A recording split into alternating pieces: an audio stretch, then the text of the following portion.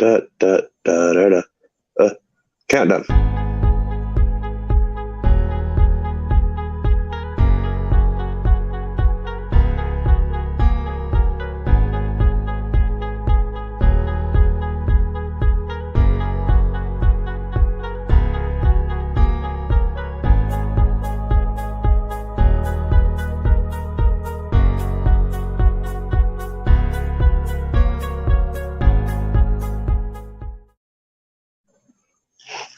What is up, guys? We are officially back.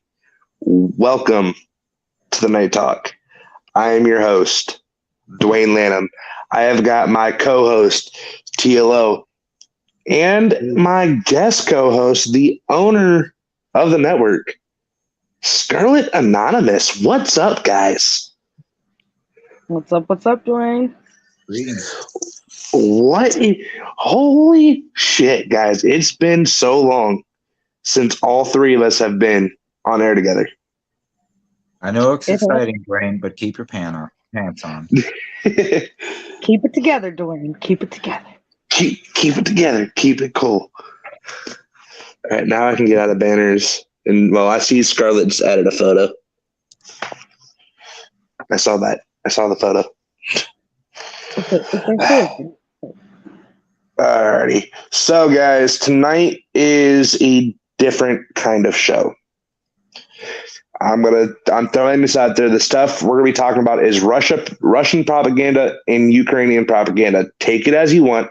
Form your own opinions. Could or could be, Dwayne. Yeah, could or could be. Don't blame us. Just no.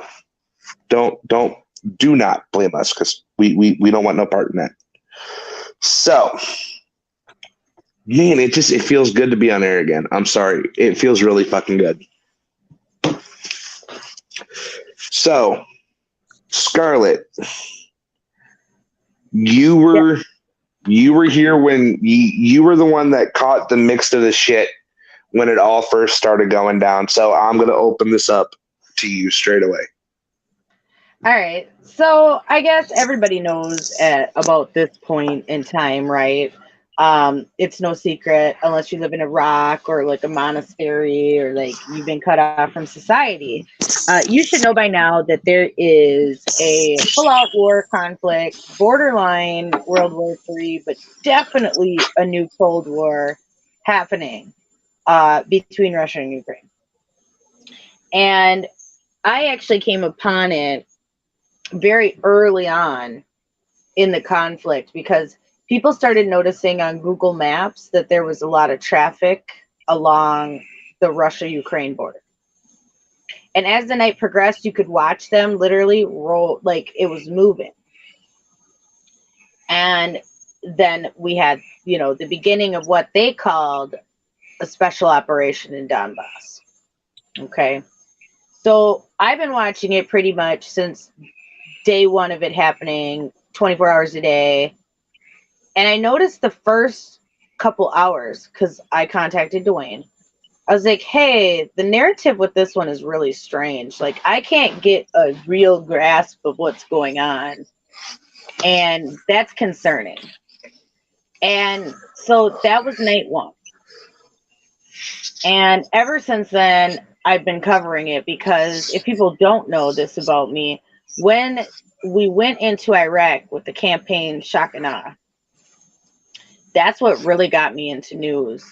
I watched that coverage 24 hours a day, 7 days a week, literally was glued to it, couldn't stop watching it. Like, it was like a train wreck. So when this now has occurred, I again am on the hunt for information. And now we have so much more technology. Like back then, all you could do was Fox News or CNN for their live stream of the coverage, of which concerns me for this, that we don't have the amount of live coverage that we should when most people in Ukraine even have cell phones. 35 million out of the 44 million total have cell phones. Right. And do you want to know what the craziest thing is? Because of the fact there's not as much live videos, like Scarlett, as you said, as in other situations where we would be on air right now, we would be seeing a lot more footage, a lot more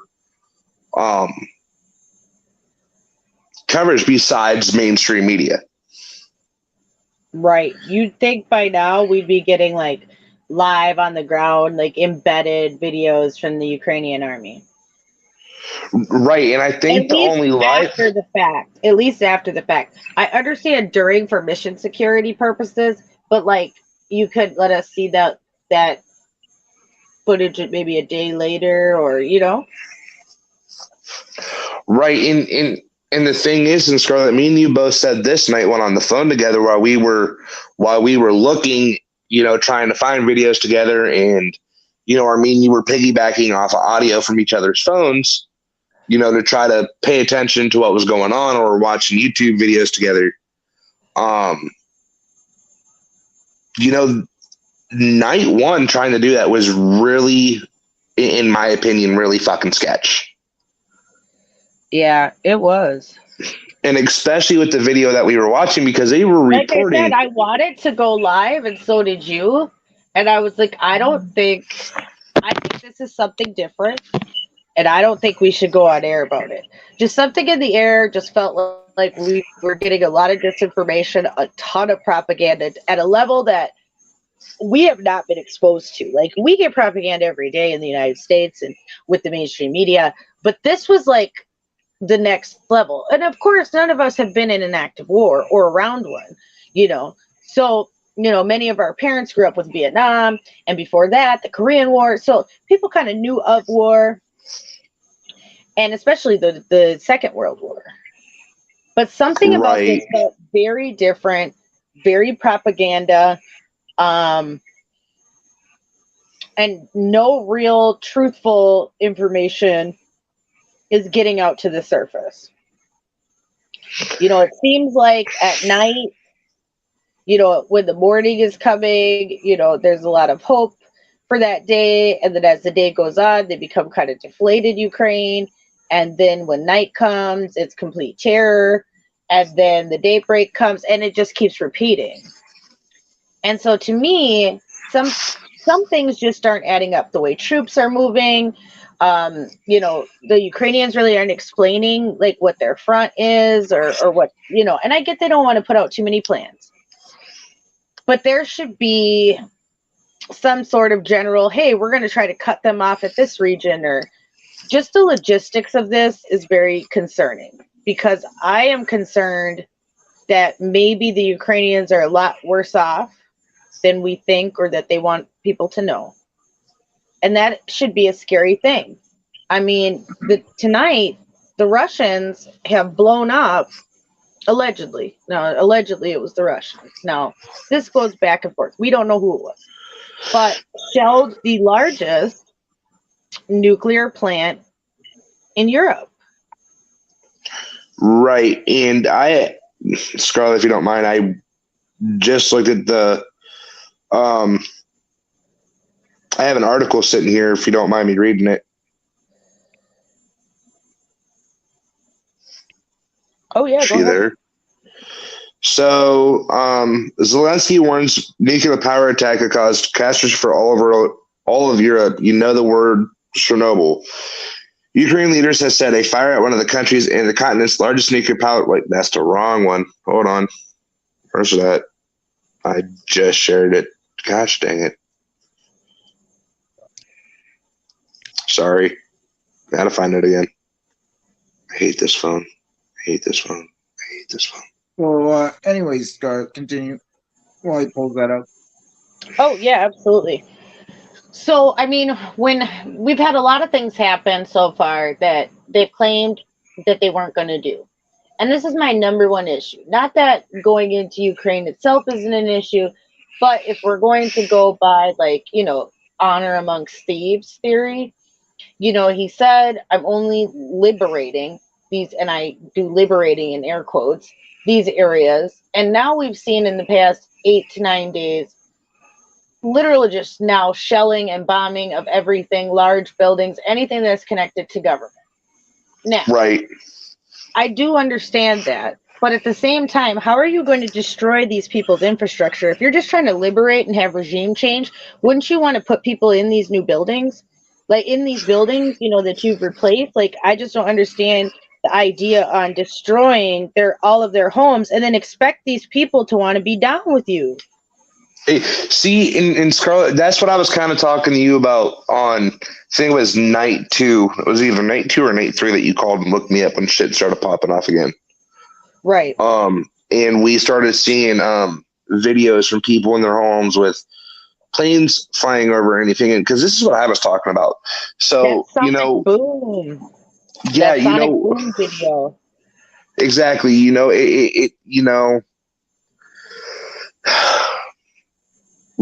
know that Putin said he was only, like you said, only going in to liberate, and he was only going into a couple parts of the country. A couple parts of the Ukraine. Separated 8 years ago, though, mind you.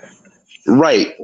Thank you for reminding me that. They did separate. And mind you, that Ukraine has been bombing steadily for 8 years and has killed 14,000 people in the Donetsk region. Right. But then Putin goes full scale on all of Ukraine. And this was the confusing part, because he said one thing and did another, and there was never any clarification, which has made you and I and TLO honestly just be sitting here for the last week trying to think of motives, right? What on earth would make him do this? They claim it's Ukraine, they claim this, they claim that.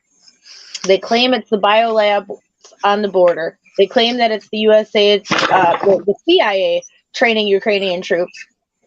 But one interesting fact that I found, and I'm going to try to see if I can pull this. I should be able to pull this up at the same time.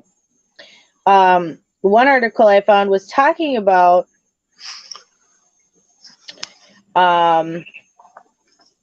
let's see. Where is it? One of these articles we're talking about the real reason. All right, here we go. All right. It's got to give me a second because it's going to the KyievIndependent.com. No, you're good. Also, when you're ready, I've got mine pulled up.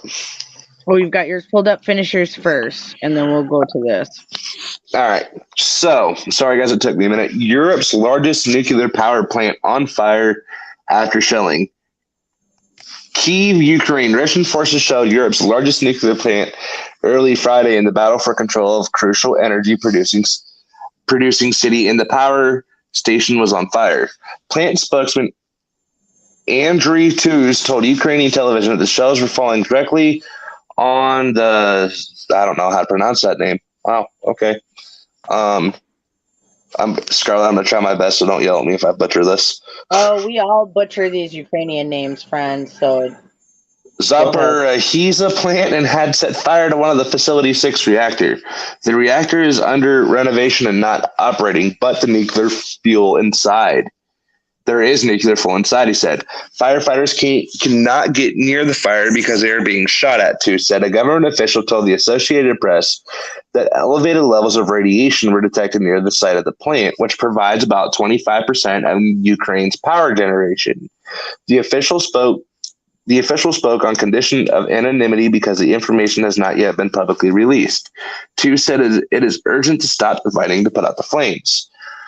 The fighting at Enerhodar, a city on the Dnieper River, came as another round of talks between the two sides yielded a tentative argument to set up safe corridors inside Ukraine to evacuate citizens and deliver humanitarian aid. Elsewhere, Russian forces gained ground in their bid to cut off the country from the sea as Ukrainian leaders called on citizens to rise up and wage guerrilla warfare against the invaders. While the huge Russian armored column threatening Kyiv appeared bogged down outside the capital, Vladimir Putin's forces... Kyiv, thank you. Sorry, I feel bad for butchering this shit. Appeared bogged down outside the capital, Vladimir Putin's forces have brought their superior firepower to bear over the past few days, launching hundreds of missile and artillery attacks in the cities and other sites around the country and making significant gains in the south. The mayor of Anar Hodar said Ukrainian forces were battling Russian troops in the city's outskirts. Video showed flames and black smoke rising above the city of more than 50,000, with people streaming past wrecked cars. Just a few days after the UN Atomic Watchdog Agency expressed grave concerns that the fighting can cause accidental damage to Ukraine's 15 nuclear reactors. Mayor Dmytro Orlov in the Ukrainian State Atomic Energy Company reported that a Russian military column was heading toward the nuclear plant. Loud shots and rocket fires were heard late Thursday. Many young men in athletic clothes and armed with Kalashnikovs have come into the city. They are breaking down doors and trying to get into the apartments of local residents. The statement from, I'm not even going to try to fucking pronounce that word because I'm just butchering things at this point. Ukrainian Prime Minister Denis Shamal called on the West to close the skies over the country's nuclear plants as fighting intensified. It is a question of the security of the whole sea, and this is what really is going to catch my eye in this article. It is a question of the security of the whole world, he said in a statement. The U.S. and NATO allies have ruled out creating a no-fly zone since the move would pit Russia and Western military forces against each other. The Russians announced the capture of the southern city of Kherson, a vital Black Sea port of 280,000. Local Ukrainian officials confirmed the takeover of the government headquarters there, making it the first major city to fall since the invasion began a week ago. Heavy fighting continued on the outskirts of another strategic port, Mariupol, on the Azov Sea. The battles have knocked out the city's electricity, heat, and water systems, as well as most of the phone services, officials said. Food deliveries to the city were also cut. Associated Press video from the port city shows the assault lighting up the darkening sky above largely deserted streets and medical teams treating civilians, including one inside a clinic who appeared to be a child. Doctors weren't able to save the person. Severing Ukraine's access to the Black and Azov seas would deal a crippling blow to its economy and allow Russia to build a land corridor to Crimea, seized by Moscow in 2004. Overall, the outnumbered, outgunned Ukrainians have put up stiff resistance, staving off the swift victory that Russia appeared to have expected. But a senior U.S. defense official, speaking on condition of anonymity, said Russia's seizure of Crimea gave it a logistical advantage in that part of the country with shorter supply lines that smooth the offensive there. Ukrainian leaders called on the people to defend their homeland by cutting down trees, eradicating barricades in the city, and attacking enemy columns from the rear. In recent days, authorities have issued weapons to civilians and taught them how to make Molotov cocktails. Total resistance. This is our Ukrainian trump card, and this is what we can do best in the world. Oleksiy Arstovich, an aide to Ukrainian President Volodymyr Zelensky, said in a video message recalling guerrilla actions in Nazi-occupied Ukraine during World War II. In a video addressed to the nation, Zelensky praised his country's resistance. The Russians will have no peace here. They will have no food, he said. They will have not one quiet moment. And there's so much more to read. I can keep going. Right.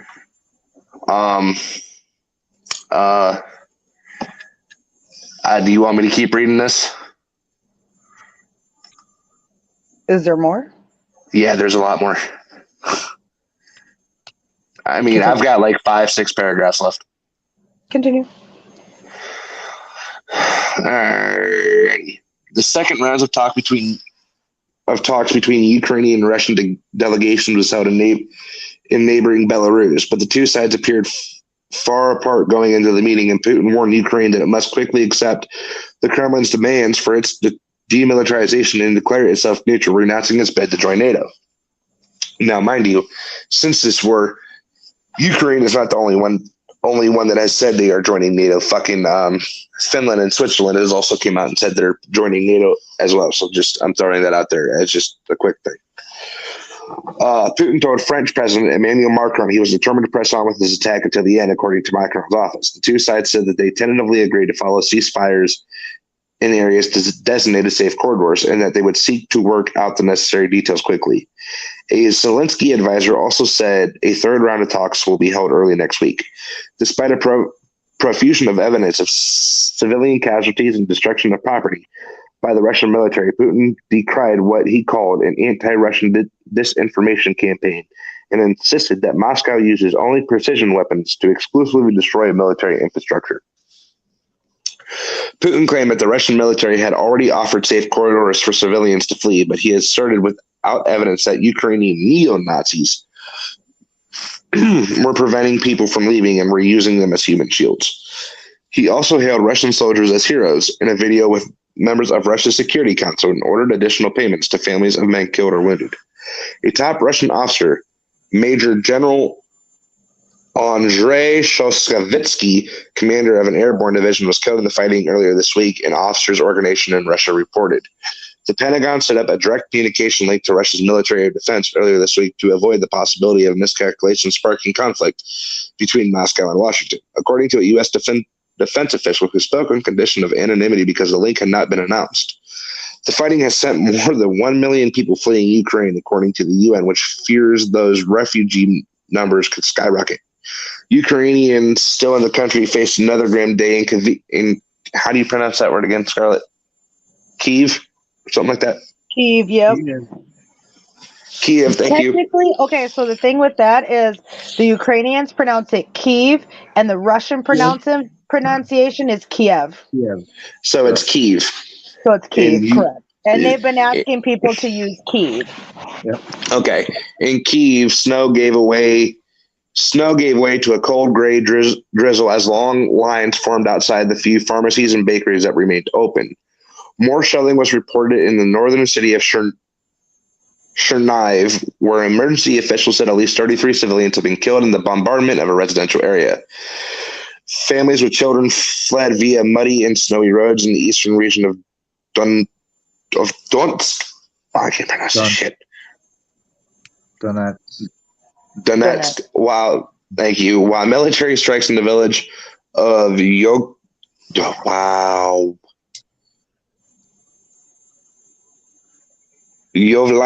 destroyed 330 homes, leaving 3 people dead, authorities said.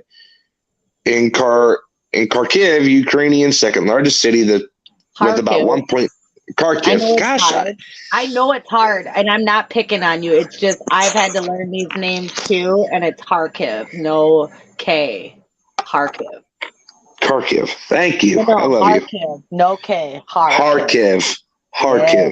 Yeah. Ukrainian's second largest city with about 1.4 million people. Residents desperate to escape the bombings crowded the railroad station and squeezed onto trains, not always knowing where they were headed. In the south, Russian troops appeared to roll from Kherson toward Mykolaiv, another major Black Sea port and shipbuilding center to the west. A U.S. defense official said the Russians may want to set up a base in what the fuck? Okay, we're going to break that part down in a second.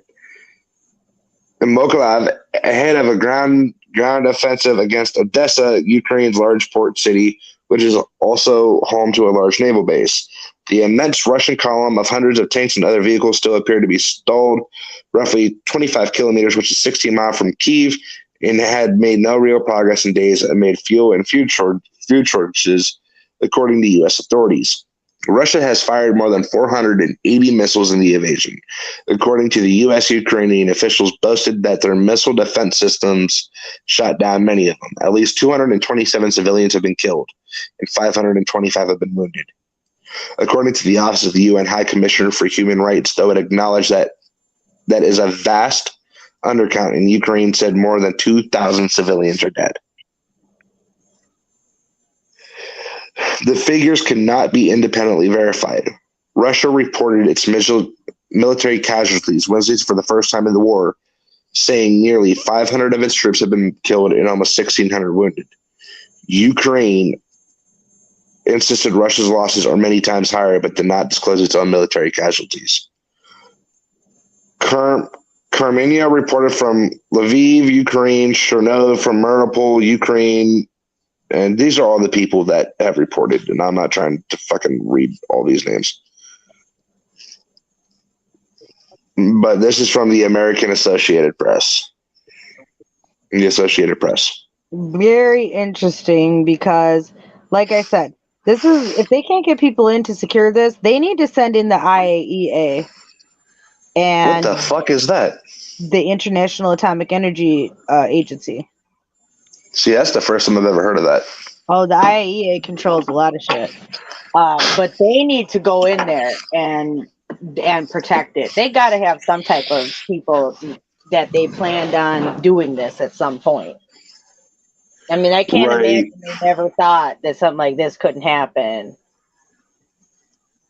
But somebody needs to go out there and secure it. Shit. Well, shit, See, this that's is the more type of shit that they almost might get NATO involved for, though.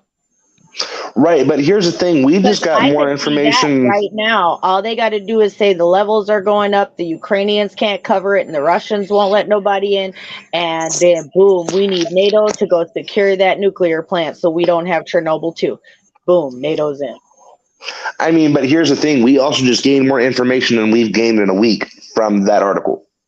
We're about to gain some more information because we were just talking about how we have no information from Zelensky. And then remember that I told you that before we got on the air, that I actually found out, I believe, the most compelling reason that Putin could have to invade Ukraine. Okay. Oh, yes. Okay, so we're going to dive into this. So this is actually the transcript, and it's long, you guys. So get ready. But this is the full translated speech delivered by President Vladimir Zelensky at the 58th Munich Security Conference on February 19th. So mind you, this is like 6 days before invasion. How many days before invasion? 6 days, I believe. Okay. Maybe 7 days, because wasn't it the 26th? The invasion started. Let me look, because I have it on my phone. Hold on. Yeah, actually look and see, but this conference happened the 19th. It was published by the president's office and is republished here without changes. He delivered the speech in Ukrainian. Because the day of invasion, if I go back through my messages with you, and from day one when I texted you and you told me not to go in there, that's exactly what I'm looking for. Yeah, look for that day, because that's the day it started. You told me on February 24th at 12:06 a.m. our time, please do not go live. Okay, perfect. So that would have only been then 4 days before this occurred. Okay, so that's really key in the timeline, right? Right. So let's listen to the speech. I guess I'm going to be President Zelensky here for a little bit, so bear with me, folks. Ladies and gentlemen, 2 days ago, I was in Donbass on the delimitation line, legally between Ukraine and the temporarily occupied territories. In fact, the delimitation line between peace and war, where on one side there is a kindergarten and on the other side there is a projectile that hit it. On the one side there is a school and on the other side there is a projectile hitting the schoolyard. And next to it, there are 30 children who go no, not to NATO, but to school. No, someone has physics classes, knowing its basic laws. Even children understand how absurd the statements that the shelling is carried out by Ukraine sound. Someone has math classes. Children can calculate the difference between the number of shelling occasions in these 3 days and the occasions of mentioning Ukraine in this year's Munich security port without a calculator. And someone has history classes, and when a bomb crater appears in the schoolyard, children have a question. Has the world forgotten its mistakes of the 20th century? What do attempts at appeasement lead to? As the question, why die for Danzig, turned into the need to die for Dunkirk and dozens of other cities in Europe and of the world, and it cost tens of millions of lives. These are terrible lessons of history, and I want you to make sure you and I read the same books. Hence, we have the same understanding of the main question. How did it happen that in the 21st century, Europe is at war again and people are dying? How does it last longer than World War II? How did we get to the biggest security crisis since the Cold War? For me, as the president of a country that has lost part of the territory, Thousands of people on whose borders there are now 150,000 Russian troops, equipment, and heavy weapons. The answer is obvious. The architecture of the world's security is fragile and needs to be updated. The rules that the world agreed on decades ago no longer work. They do not keep up with new threats. They are not effective for overcoming them. This is a cough syrup when you need a coronavirus vaccine. The security system is low. It crashes again because of different things: selfishness, self-confidence, irresponsibility of states at the global level. As a result, we have crimes of some and indifference of others. Indifference that makes you an accomplice. It is symbolic that I am talking about this right here.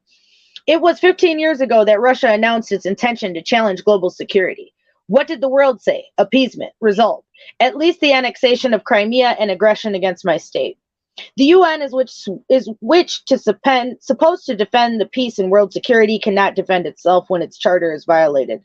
When one of the members of the UN Security Council annexes the territory of one of the founding members of the UN, and the UN itself ignores the Crimea platform, the goal of which is to deoccupy Crimea peacefully and protect the rights of Crimeans.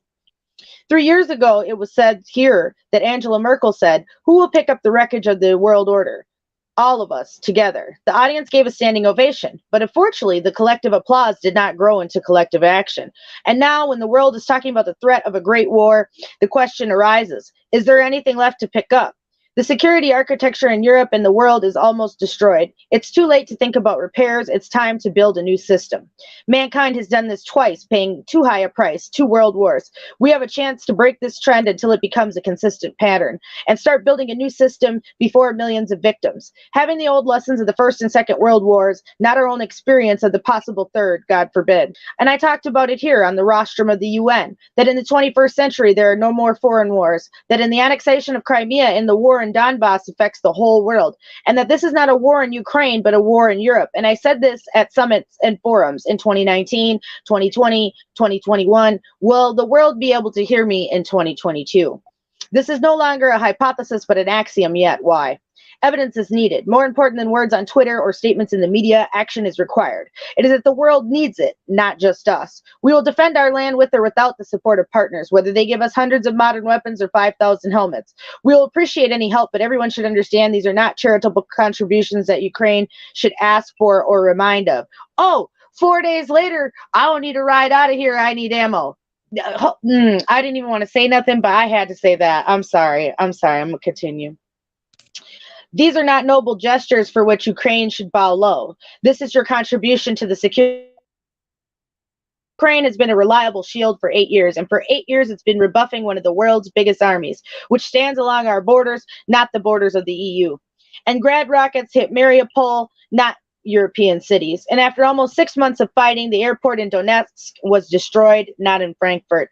And it's always hot in the Avdiivka industrial zone, and it was hot there in the last days, not in Montmartre. And no European country knows what military burials every day in all regions are. And no European leader knows what regular meetings with the families of the deceased are. But be that as is may, we will defend our beautiful land, no matter if we have 50, 150, or 1 million soldiers of any army on the border. To really help Ukraine, it is not necessary to say how many servicemen and military equipment are on the border. Say what numbers we have.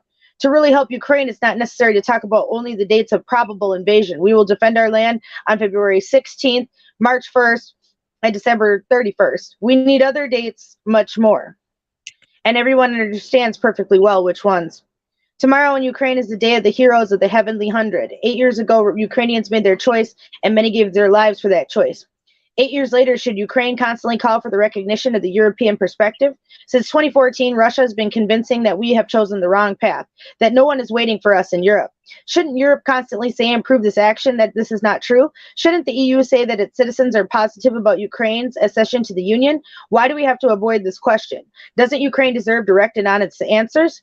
This also applies to NATO. We are told the door is open, but so far authorized access only. If not all members of the alliance want to see us, or all members of the alliance do not want to see us, be honest. Open doors are good, but we need open answers, not open questions for years.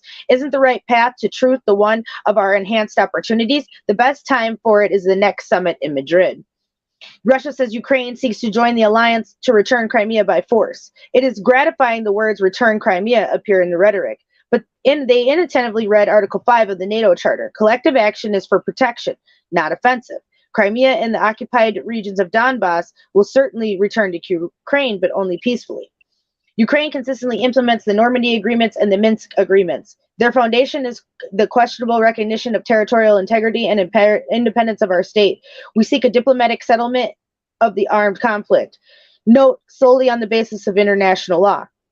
So what is really going on in the peace process? 2 years ago, we agreed with the presidents of France, the Russian Federation, the Chancellor of Germany on a full-scale ceasefire, and Ukraine is scrupulously adhering to those agreements.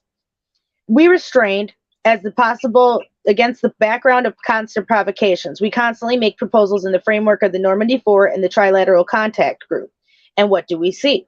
Shells and bullets from the other side. Our soldiers and civilians are being killed, wounded, and civilian infrastructure is being destroyed. The last days have become especially illustrative. Hundreds of massive shelling occasions with weapons prohibited by Minsk agreements. It's also important to stop restricting the admission of the OSCE observers to Ukraine's TOT. They are all threatened. They are all intimidated. All humanitarian issues are blocked. 2 years ago, I signed a law of unconditional admission of representatives of humanitarian organizations to detainees, but they are simply not admitted to temporarily occupied territories. After 2 exchanges of captives, the process was blocked, although Ukraine agreed to list. Inhuman torture at the infamous isolation prison in Donetsk has become a symbol of human rights abuses. The 2 new checkpoints were opened in November 2020 in the Luhansk region and still do not function. Instead, we see outright obstruction under contrived pretexts. Ukraine is doing everything possible to reach progress in discussions in political issues. In the TCG, in the Minsk process, we put forward proposals and draft laws, but everything is blocked and no one talks about them. Ukraine demands to unblock the negotiation process immediately, but this does not mean that the search for peace is limited to it alone. We are ready to look to the key to end the war in all possible formats.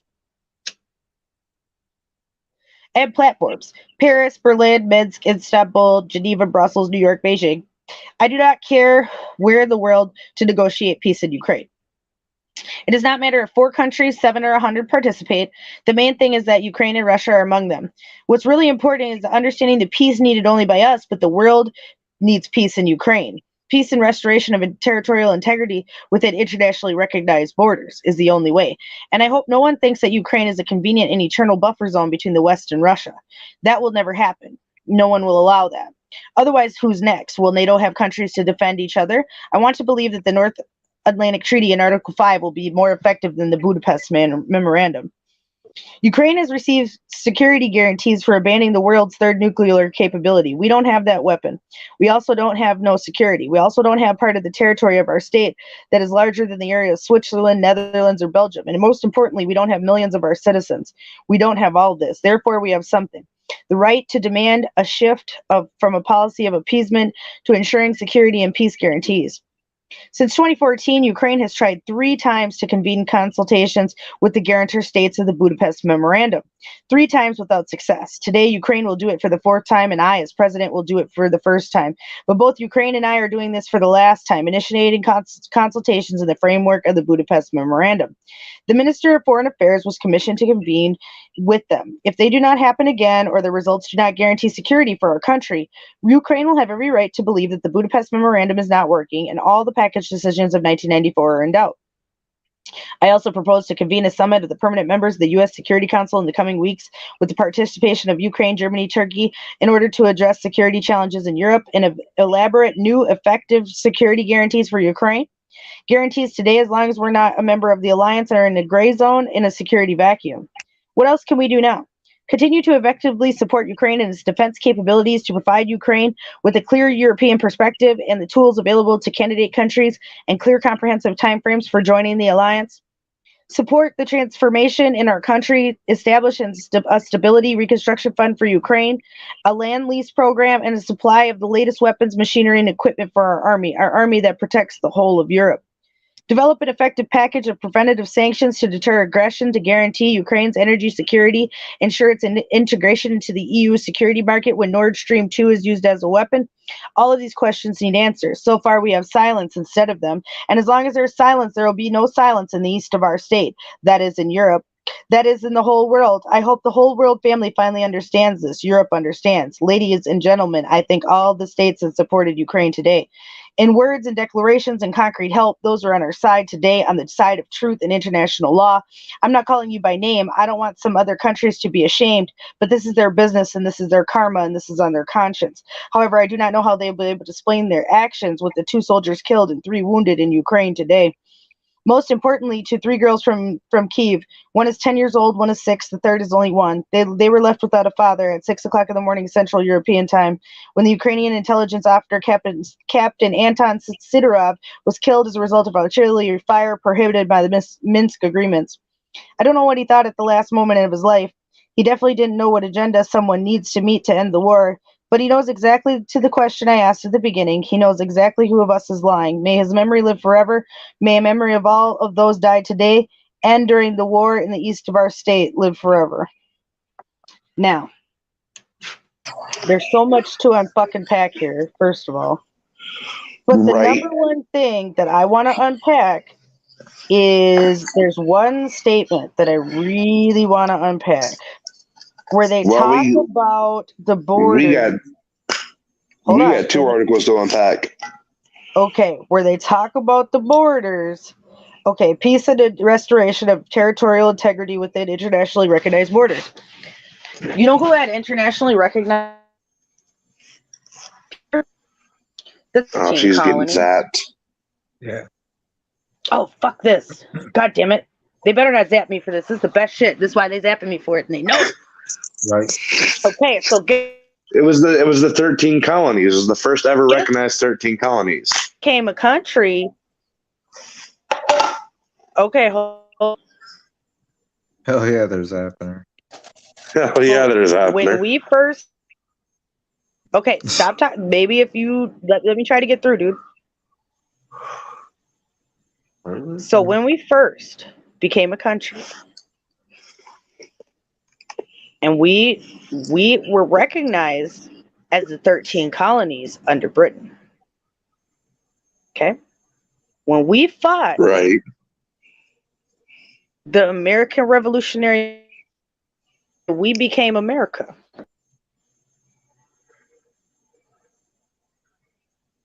Exactly. America, what had to be done to become a country.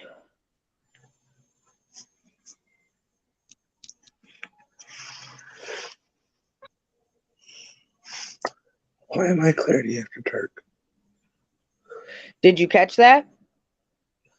No, because they're zapping the fuck out of you. Okay, so I know because this is the best information. Let me see if I can. So when we became a country, okay, after we fought the Revolutionary War, the one thing we had to have was recognition from another country that we existed. Morocco gave that to us in 1777. We cannot forget how we came to exist because we too had to be recognized by a separate country.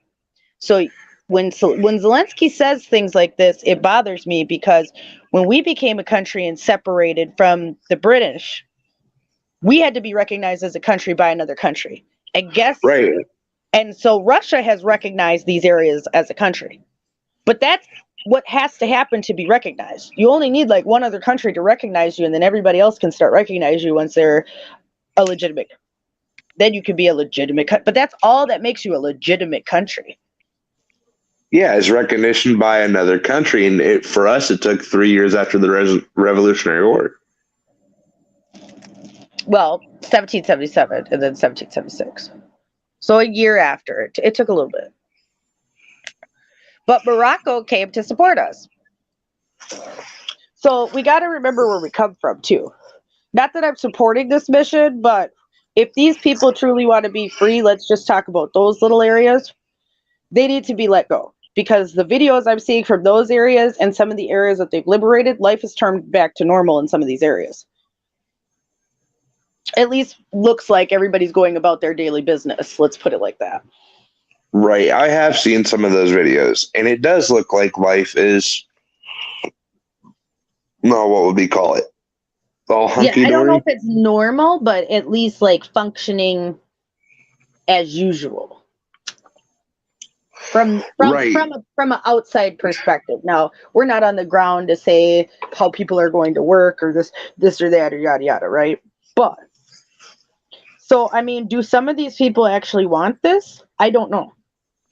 I think so because I've seen a lot of people in videos say they do.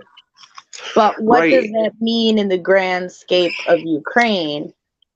Also, is this the right time?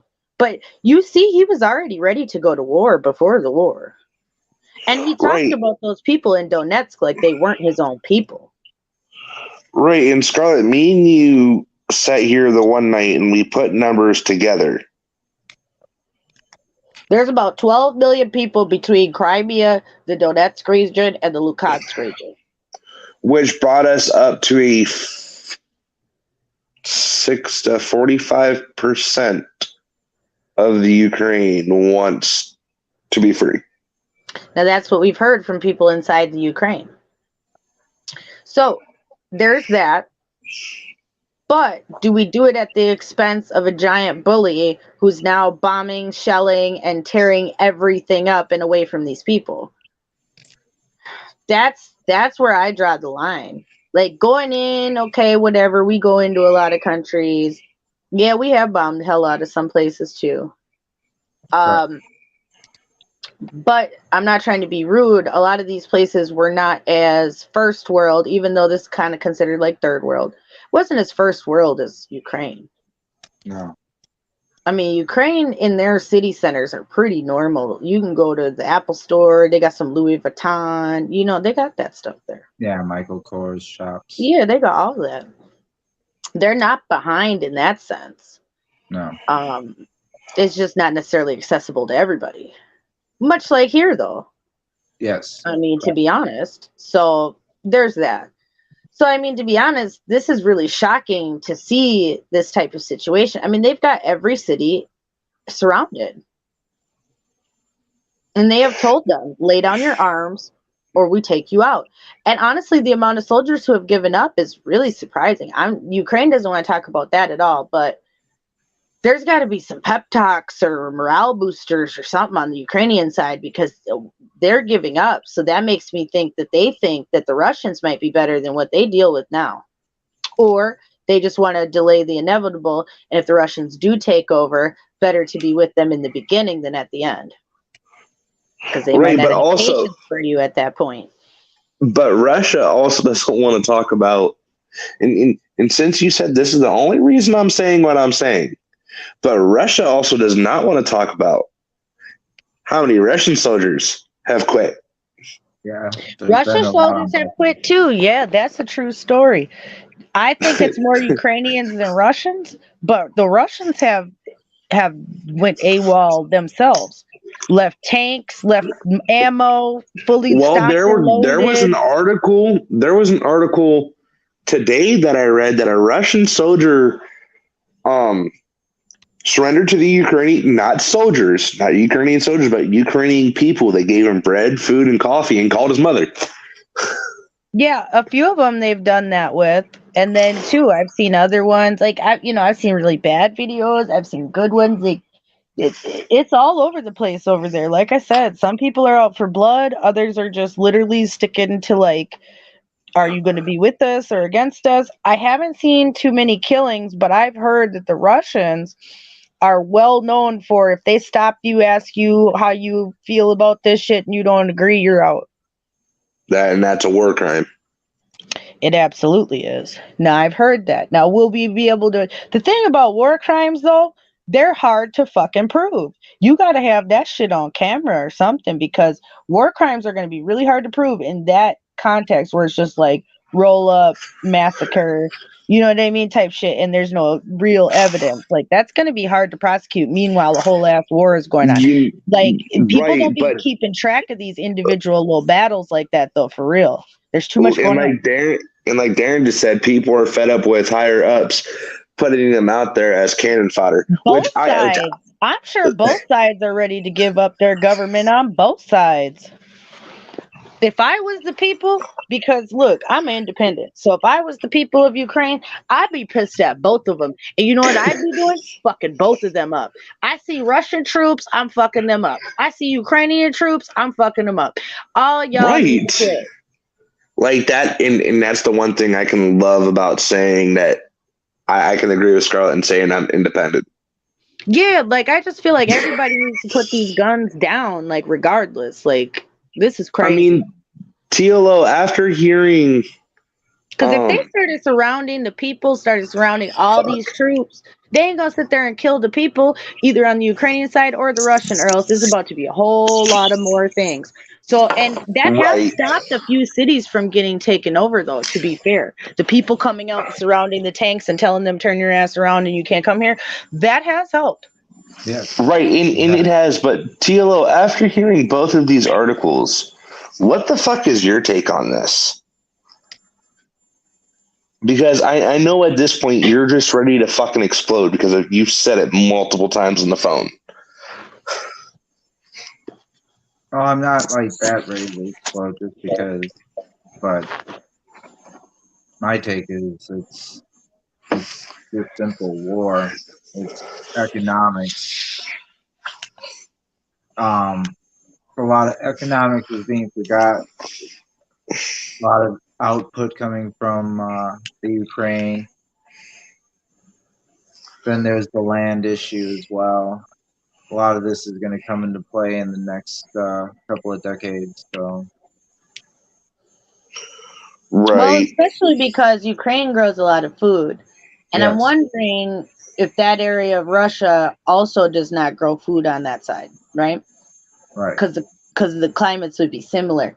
And if they're not trying to get those areas for that to, you know, because once you clear out that rubble, you could raise that to grow. Yeah. Exactly.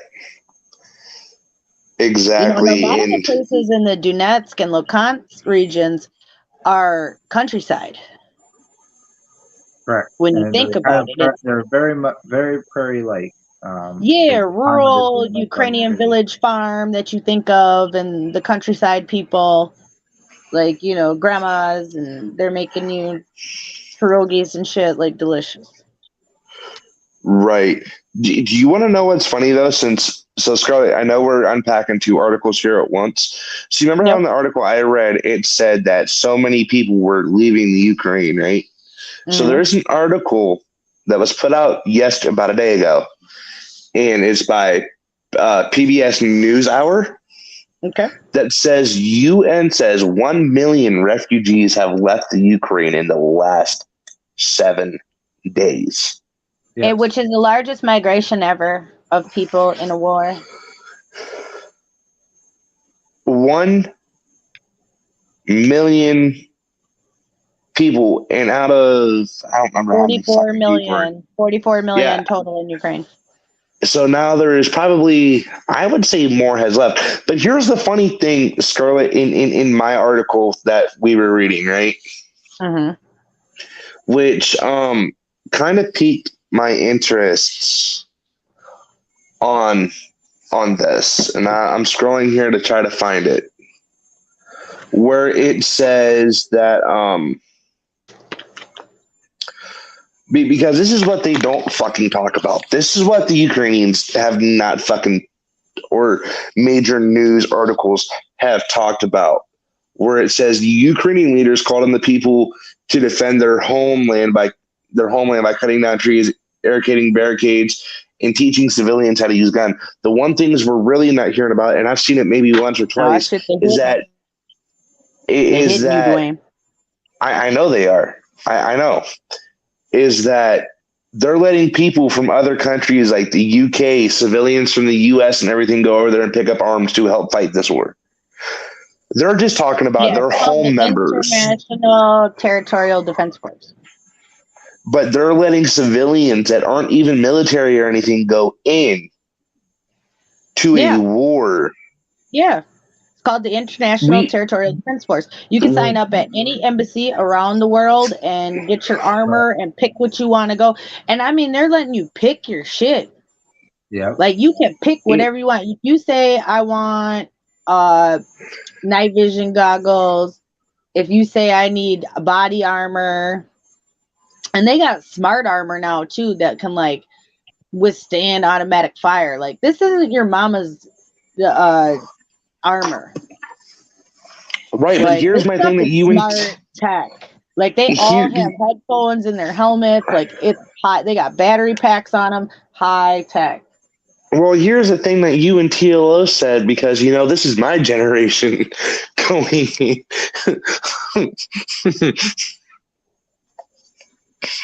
Sorry, I'm laughing at my generation right now. You got As you should. Trust me, you bro. got teenagers. You're not that funny. Well, I think this is funny because my smart ass is sitting right where the fuck I'm at. Why I go watch the rest of my fucking generation die thinking that, because we've played Call of Duty and everything, we can go fight in an actual fucking war. Just go sit your ass down. And honestly, I wouldn't want to go fight in Ukraine. I can't read street signs. Right. I can't communicate with the locals. I could have, I guess, my phone with Google Translate, but it better fucking translate right. A lot of Ukrainians, though, they speak English. I'm sure they do, but the areas that you're gonna be in are gonna be like countryside and fighting on the front lines and shit. Not in like Kyiv Trust and me, shit. in a war situation, the language barrier ceases to exist a lot of times.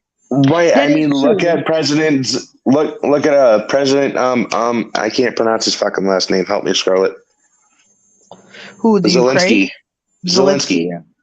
When he tried to speak in English to translate, because I did see that video. Thank God I seen that video. His English was shit. No, that's the translator's voice. It's not Zelensky. Oh, I thought that was him. No, they dub it with the translator. But and even trying to translate, translating, he don't speak English. but trying to translate Ukrainian into American is damn near fucking impossible. It's not impossible. You just have to use Google Translate. But the thing is, some words and phrases don't translate. Exactly. That's where I was going. But also at the same time, back to my point. But some of the stuff we gotta realize is coming in Russian, and so it's not gonna quite translate right. So sometimes I have to double translate Ukrainian and Russian because you'll get a completely different sentence in Ukrainian. Right, but here's the thing that I want to go back to. I want to know how many fucking numbers of people who aren't in the military or just normal civilians are in the Ukraine right now. We could probably call some international consulates of countries and ask them. Yeah. I mean, we could. If you really want to know, we could do an investigative journalism mission and go call these consulates and embassies and ask them, as the media, do they have numbers on people who have joined the Territorial Defense Force? Because I'm sure they could give us numbers, but not details. Right. But they could at least tell us how many people have come up or applied. Is it popular? And how many of them are born between 90? Yeah, do they have a demographic information? Yeah, we could find out. Like how many of them are born between 98 and 2000? We would want to find out like 18 to 24, and then 24 to like 35, and then 35 to 50. We'd want to find out. We could just make 3 categories, make it easy. So it was 18 to 24, yep. 24 to 32. I said 24 to 35 or some shit like that. 24 to 35 and 35 to 50. Correct. Okay, I'm going to do some of this tomorrow since it's my off day. But here's call a consulate. So first call the American consulate in DC and ask them. Then call. You could also call the Ukrainian consulate to see if anybody would work with you on those numbers if they had worldwide numbers. Because the Ukrainian consulate might be one that's keeping track of that International Territorial Defense Force. That's something they So would which fucking one would it be? And guess what? Text now lets you call Ukraine, so you might be able to call over to Ukraine. Maybe. I know. I saw that, and that was So kind of you my could call thought. the Ukrainian building and ask them how many For people have free. signed up for the for free, and call and ask how many people have signed up for the International Territorial Defense Force. Right, and here's my other thing that I really want to bring. You should do that while we have free calling to Ukraine, because you could get over there and just ask, because I'm sure somebody speaks English. I can probably call right now. Well, we're not calling right now because it's only 6 o'clock in the morning. They wouldn't even be open yet. Like we'd have a few more hours. Yeah, we'd have a few more hours before it was actually like morning. But if you're still up like 6 a.m., 7 a.m. our time, call, because it's like so they're only 3 hours ahead of us. Yeah, but like tomorrow. Oh, I'll give them a call tomorrow. But like they're closer. They're it's like that time, but tomorrow there. See, in here's my thing I want people to realize is this. It's bad enough when at first President Zelensky told Biden, I don't need vehicles, I need ammo. Yeah, but you listened before that speech. He didn't say he need ammo then. Was he talking about ammo then? He was like, I don't need your ammo. If you don't come days with your ammo, later, it's fine. Look how his tone changed 4 days later. I know, and this is where I'm going. Hold on, I'm getting there. But days after he said that, he started. Sorry, I've got a mess in my mouth, so sometimes the saliva gets overwhelming.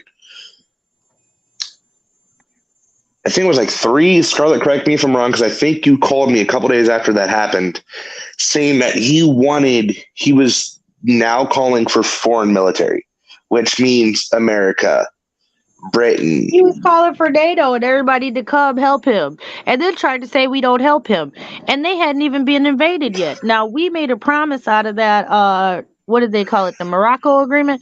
That was our agreement that Bill Clinton made, that if they did get attacked, we'd help. Well, he hadn't been attacked yet. Well, and if so for him to be crying about ain't nobody coming to save us, and this is Europe's war, and he was saying it before they started. You know what I've been thinking? I really just got to put this out there, because I've really been thinking Zelensky is the Antichrist, y'all. How old is Zelensky? When the Antichrist comes, that motherfucker comes up through the UN. And this motherfucker's a new... How old is Zelensky? And everybody's... Zelensky. Because we know... Motherfucking taking over the whole world, is save his ass, all this shit. He think about that. Scarlett, you're being zapped.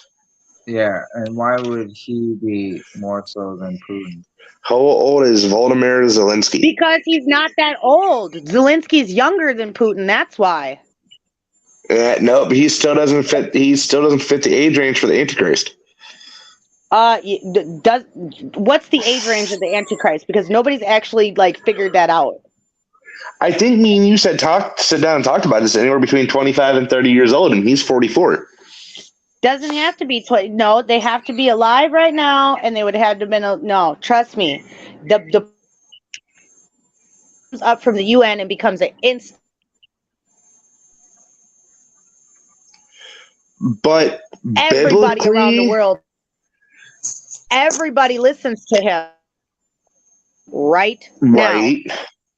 Right, but okay, I'm saying we need to be on alert. But biblically, for that to happen, I'm not arguing. I know, but everything is in play.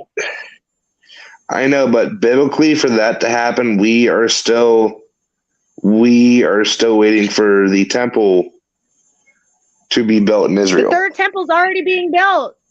What do you mean? The shit has already been broken. They already are building the motherfucker right now. That's what I Trump went know. over to do when he gave Jerusalem status as the capital of Israel, my friend. And that is also biblical and prophetical. And if you want to go into the prophecy of Ukraine real quick, we could go into the prophecy of Ukraine real quick if you want to go biblical. Just because I think you need to understand, okay, what the deal is. Okay. So recently, Putin went on a rant about the history of Ukraine, trying to say that he felt like Ukraine belonged to the motherland of Russia. He mentioned that the land of Ukraine historically was Gomer. Okay. In the Bible, there's like 3 references to Gomer in like Genesis and like Chronicles. This was the grandson of Noah. Okay. And the second one was in Ezekiel. And most famously known for the war of Gog and Magog. Now, Bible scholars, some say that Magog is the modern day Russia, right? In the Bible, Gomer is the brother of Magog, both sons of Japheth and sons of Noah. The third mention of Gomer is in the book of Hosea, right? And the Lord tells him that Hosea should take Gomer as his bride to typologically and prophetically illustrate the relationship between God. Okay. Now, when you look at what is Gomer, in Ezekiel 38, the Hebrew name Gomer refers to the Sumerians who dwelt in what is now southern Russia beyond the Caucasus and attacked Assyria in the late 7th century. Gomer are the Sumerians, a north nomadic people north of the Black Sea, referring to the Ukraine. Right, but so sitting here and looking at I'm trading information with you, right? So because I'm looking it up myself. Gomer was Japheth's son, and I father. just read that whole shit. Well, okay, but do you know what the word Gomer means? It doesn't matter what Gomer means. It means complete. Yeah, it does. Okay, yeah, and that's why he's trying to complete Russia back together. That's the whole point. And Gomer was this land. So again, if you want to go back to like biblical, like prophetic level shit, I'm just saying we should be on watch for Zelensky for this, because the one key to the Antichrist is they rise up through the UN. That is the point of the day. And this motherfucker overnight has taken over the whole world by storm, and everybody is in love with him. And they said he will come out of nowhere. Ain't nobody heard about Zelensky. Didn't nobody care about Zelensky. Now the whole world does. Now everybody's watching him. He's literally controlling the whole world, what they're doing. Before they even went to war, he said, you're going to have to come here and defend me. Who just comes out as a country with no protections, not in NATO, the UN, nothing, and just come out and say, protect me? And everybody listened. And he did this 5 days before they invaded and just laid it all out, what they were going to do. And that the world order has to change, and the way things work now have to change. Who the hell is he to say the world order has to change? Since when is he the captain of the goddamn UN in the new world order? That's why we need to watch him, because listen to what he is saying before the war occurred. And now everybody in the world is listening to him and his demands. And hop, skipping, and jumping, sending all their shit over there, all their Captain Save a Whole shit.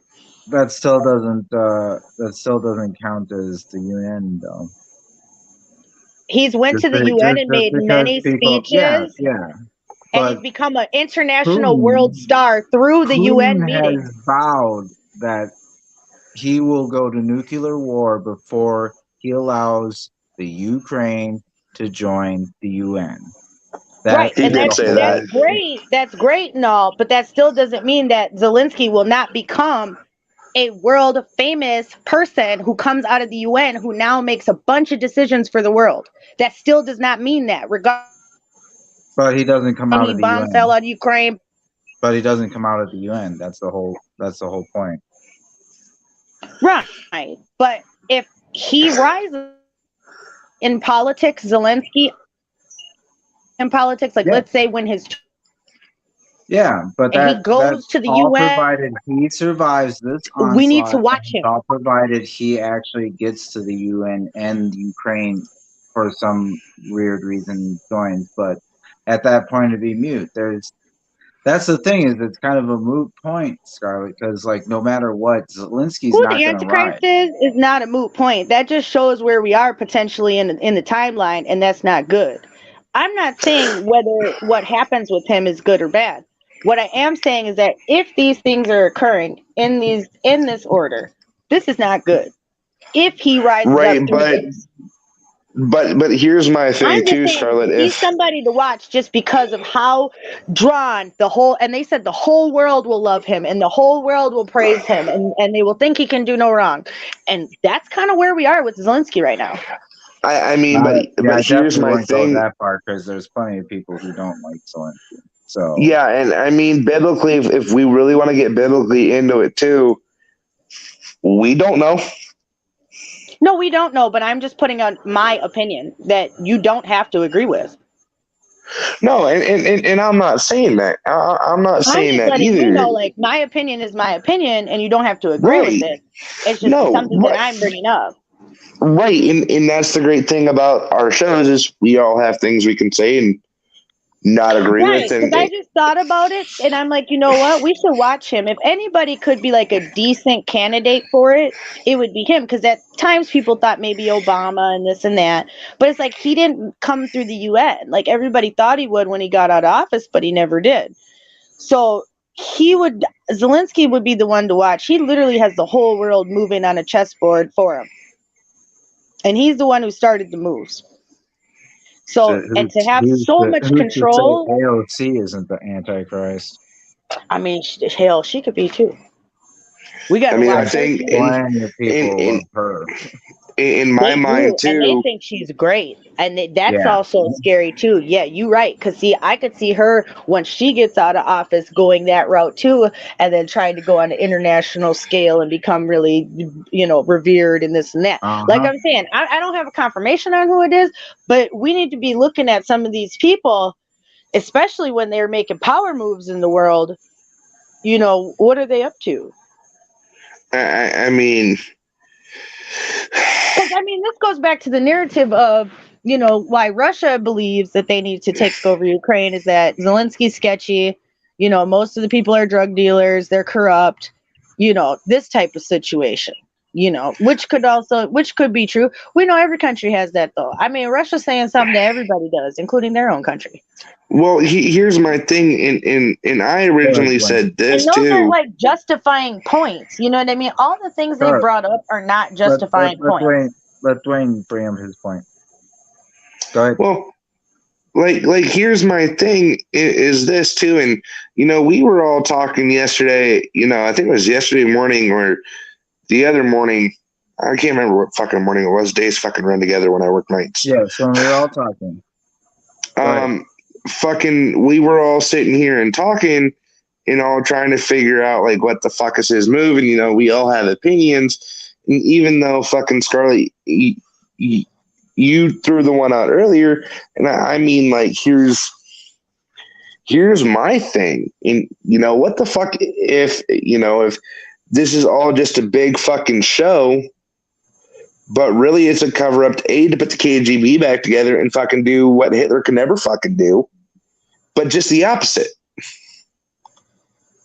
I mean, because last time fucking somebody tried to fucking take all over all of Europe, which is eventually going to fucking happen. Fucking, there was a mass fucking genocide, and fucking Hitler went nuts. And now with fucking Putin going fucking mad, fucking lying out his mouth, which we've seen, through Chernobyl and now one of the world's largest fucking nuclear power plants. There's underlying shit goes on that when I said I really didn't have a fucking opinion, I do, because now I just fucking think that fucking Putin's just trying to be a fucking dictator and be a dick. And like, am I making sense when I say that? I don't know if it's so much like he's trying to be a dictator as he's gonna flex right now, and that's what leaders and bullies do best, right? Like they Right. flex, and I think that He is. honestly, that He's speech, acting like a bully. And exactly, so a big bully on a tantrum. he's flexing his bully muscle. Because I mean, He's he's been swinging told to his sit down like BDE a out kid, there. Yeah. and so you can only be told so long to be sat down like a kid before you have a tantrum, which makes sense. I mean, but what if this tantrum that he's on goes further And and makes all of us out here that's reporting on this shit make us look fucking stupid? he's going to, how do we look stupid by analyzing it? Here's my thing. I'm tired of this narrative with this war already. If Did we get removed off YouTube? If we analyze what Russia does, we are not simping for Russia. If we talk about some of the techniques and things that Russia are using, we are not Russian sympathizers. This is called war analysis. We are just doing it real time. The people who talk about the Nazis and what they did in World War II and all the research are not called Nazi sympathizers. So people need to really stop and pull the head out of their ass with this one and quit the shit.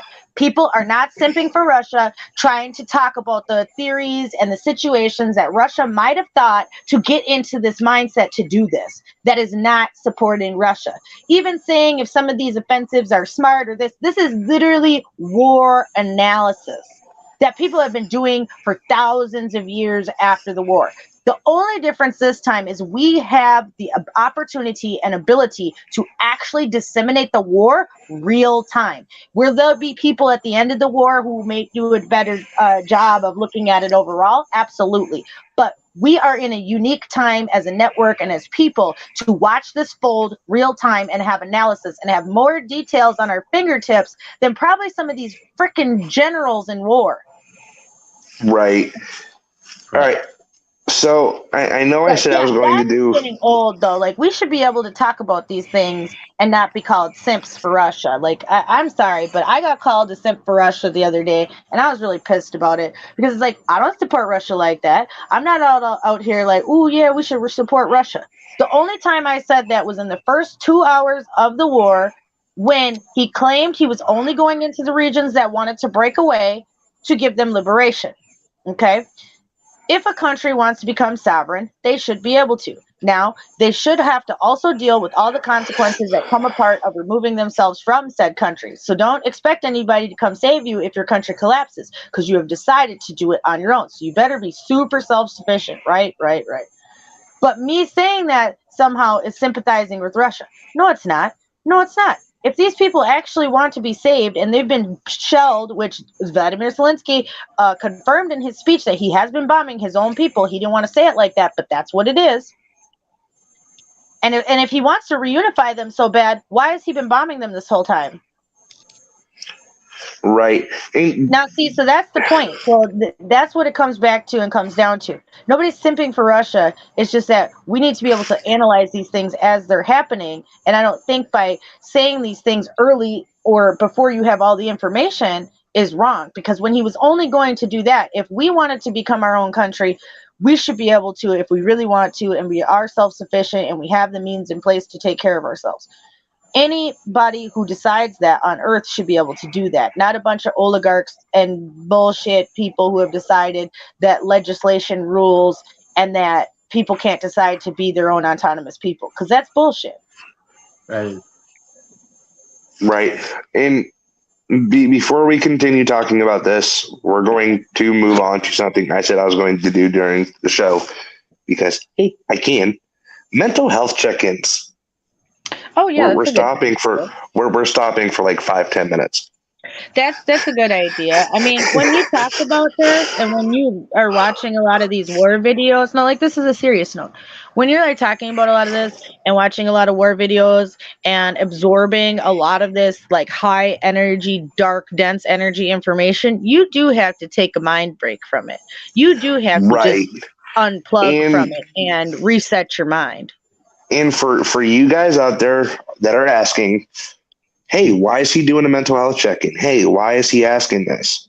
So and I'm going to give a little history about it because I haven't done it in a while.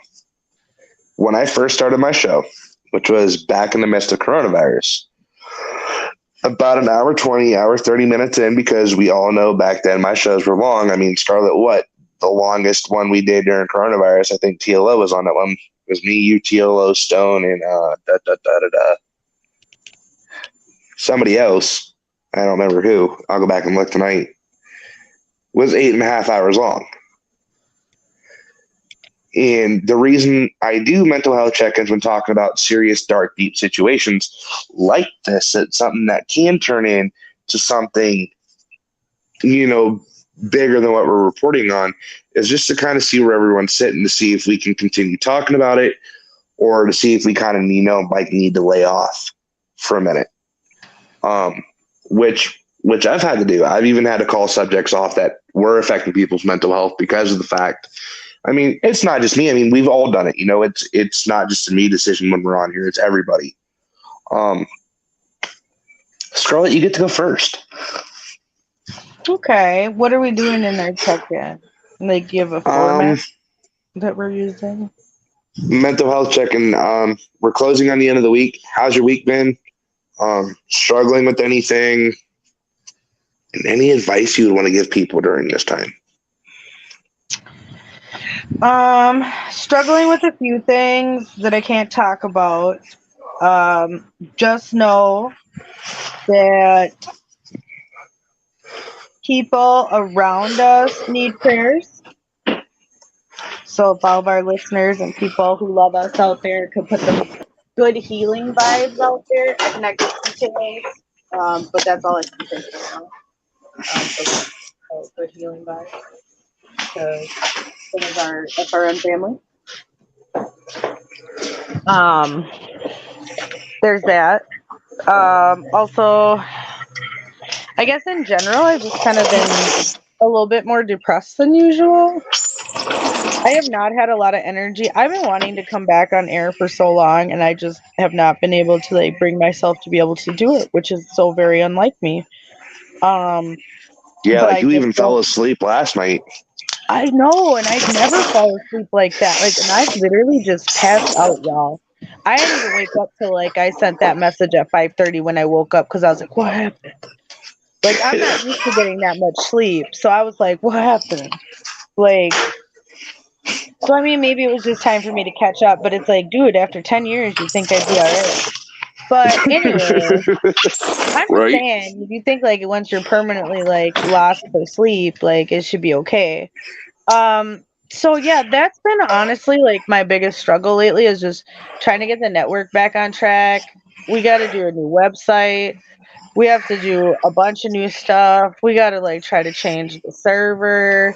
Oh, but I did find a private server group that we will probably be using that is very, very economical. Whoop, whoop. Yep. It's about time. That'll allow us to get new domains and all that. Because I don't know if we can get this domain or when our domain actually expires. So do I need to get a hold of you-know-who again? We might have to have a powwow. So there's been a lot of that stuff. I hate that word when you use it. Yeah, there's been a lot of that going on. So I've been really worried about that. I want to, and as I've been not on, I've been watching more and more censorship come down. So as we come back, we're going to have to integrate into more alternative platforms because we're just, especially with this engagement going on, the war, I don't even know what words to say because we're going to get triggered no matter what. But I want to make sure that we have a little bit better base to go from, and we'll still use the traditional methods, but we're going to need help from all the listeners out there to get ready for potentially a new YouTube channel because that's hooked up. I'm just going to be honest with everybody. That's hooked up to Mel's email, and if we get monetized, no, it's not. Yes, no, it is. It's connected to my email now. No, it's still connected to it's still connected as the originator, trust me. So if we get monetized, it will go to her, and I don't want to have to I'll- deal with that headache of getting the checks back. I'll get a hold of her in the morning and get it pushed over to mine. I got it. I don't know if we can actually do that, and I want it pushed over to mine because you are not the owner of the network. So technically, you can't hold that. You can't hold that because the checks would be issued to you then, and then no, that's not how that works. I mean, yeah, So, good point.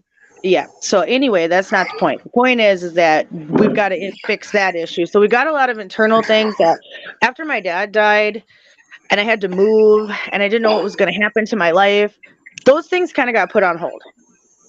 So, and I have not been in the mental space like I've needed. Now it's time. We're in a similar time to where we were 2 years ago. The same days, the same dates, the same times we were on air talking about these things, right? Oh, God. 2 years ago to the day, we all three of us were probably on air talking about something. March 8th was the first start of my show. So, yeah, I mean, I'm sure we were on. It was a Thursday. I'm sure we were on, actually. I'm sure we were on just like this on a Thursday night. And so with that being said, we need to get back to the level of expertise that we have. I have a lot of people wanting to come on with interviews, high profile people, that we can really get the network back and get some really start doing some of our specialty. Right. And I've got a new host that's going to show. So that again. Service again for those who are interested. So that'll be good. Does that mean interviews are open again? What? Does that mean interviews are open again on the Facebook page? Does that mean interviews are back open? Maybe we could put that back up, but they changed. Like there, maybe we could put out a call to do. Because I would like to get a few more people in and do that kind of thing, but I don't want to bring too many people in before we change over the email servers and all that, because that means our going to change. They're going to change that with, and so to just see how we roll it.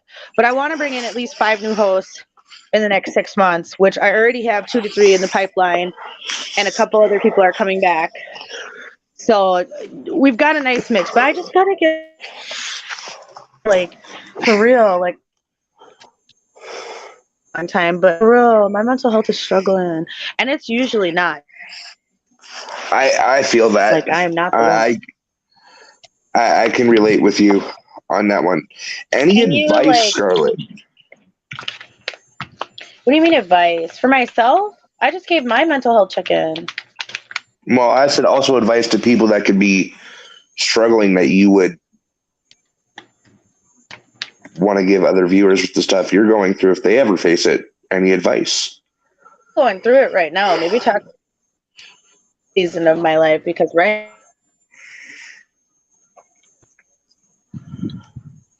best advice, if you're currently going through it, I guess, is to try to just realize there's always going to be another day and there's another new chance for it to change.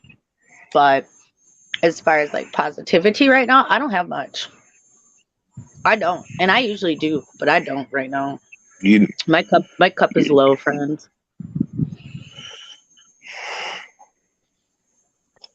Well, I'm always here if you ever need to talk. You have my new phone number. I know. And you know that me and you have been through a lot together over, I can actually say today, March 4th, I'm going to cry saying this because it just came through my phone. Scarlett, we've been friends for 6 years. It's been a long time, Dwayne. Sorry, I'm crying. Sorry. You know that we've been through a lot, especially over the past 3 years that we've been talking. Yeah. Because we didn't officially start talking until right before Bubba was born. Like a month or two before Bubba was born. but I'm always here for you. So is TLO. And, we have the group chat and everything that we have. If anybody ever needs to talk,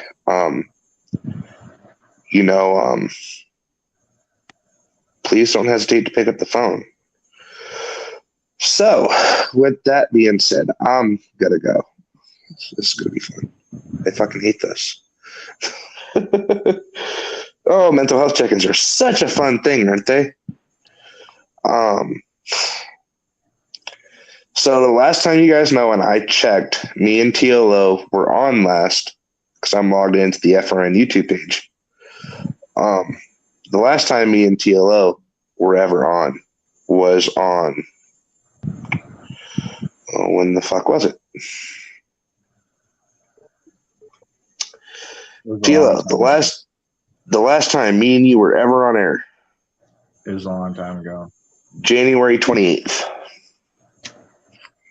was the last time me and you were on air. That's not that long ago. And then the last time me, you, and Scarlet ever was on air was December 8th. See what I'm saying? Like, and I took a hiatus from the network for about a month. we all kind of had lately, and it's not because we're all not jazzed about the network, but like everybody got hit with like these mental health issues, and like Heather's still doing her doctorate, and so she's been taking hiatus because of that, which I don't blame her. She has a full-time job and is doing her doctorate program. So there's that. Right. I've had things happen between me and my mother.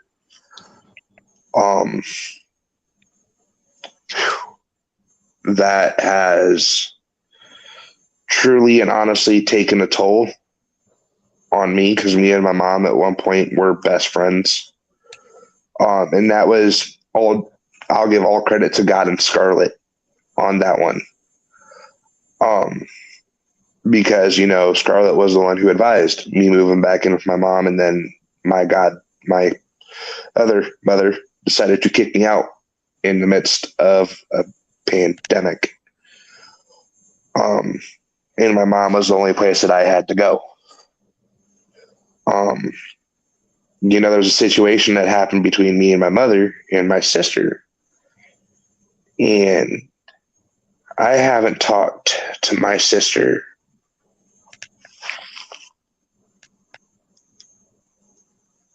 in about a month and a half. And I used to talk to my sister every day, no matter where I was at. Even when I was working at Cedar Point, it was, we would talk over text. She would call me. Even if it was in the middle of the night, she'd just call to say hi. I miss you. I love you. I want to know how you're doing. And I haven't gotten a text message. The last time I've heard anything from my sister was January 25th. And I talked to her on the phone for 5 minutes, and she told me that she really didn't even want to answer my phone call. I haven't talked on the phone with my mother since, and a lot of you don't know, because I wasn't allowed to say anything. Scarlet knew. My mom had COVID. And that was the last time we talked on the phone, is when my mom was in quarantine.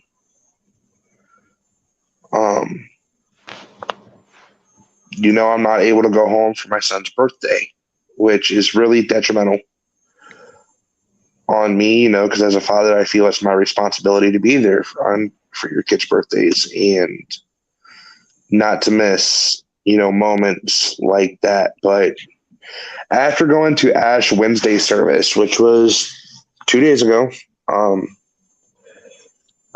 I learned I'm in a season of preparedness. Mm-hmm.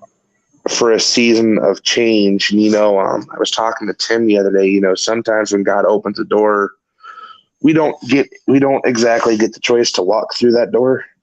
Sometimes we get thrown through that door because Right. God knows we won't walk through it ourselves. And unfortunately, you know, knowing the season that I'm walking into is a very difficult season. It's a really hard season for me. A lot of you don't know, here in the next month and 9 days, I will be celebrating the 6-year anniversary of my father passing away. Something I really never shared in the network. You know, about the anniversary and everything, you know, and I'm doing that alone without my biological family this year. Which is, and you know, then I had a falling out with me and a really good friend of mine, and that happened. That just took a fucking, I don't know what the hell fucking happened there. Don't really care that it did happen. It was God going like, look, this person shouldn't be in your life and you shouldn't be in there. So this is done. You know, I was at the point last week, and I'll share this openly, that I was at the point to where I thought last week was going to be the final week that I was alive, because I could not take it no more. I could not take it. I could not take the pain. I could not take I haven't held my son in 6 months. It's been 6 months since I've held my baby. Yes, it's October, November, December, January, February, March. 5 months since I've held my baby boy. Sorry. 5 months since I've held my child. You know, and when I see people holding their son or holding their daughter, I get envious. I get upset. You know,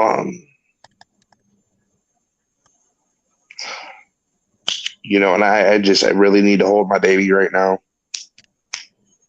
You know, but because of the fact I'm not going to my son's birthday, I get to go on a very, very long, hard, difficult weekend spiritually, which is going to be amazing in the end, because I get to watch God work in my life. I get to watch him change and break chains and generational curses and everything throughout this weekend. And I am so ready for the healing that is mentally, spiritually, emotionally ready to break.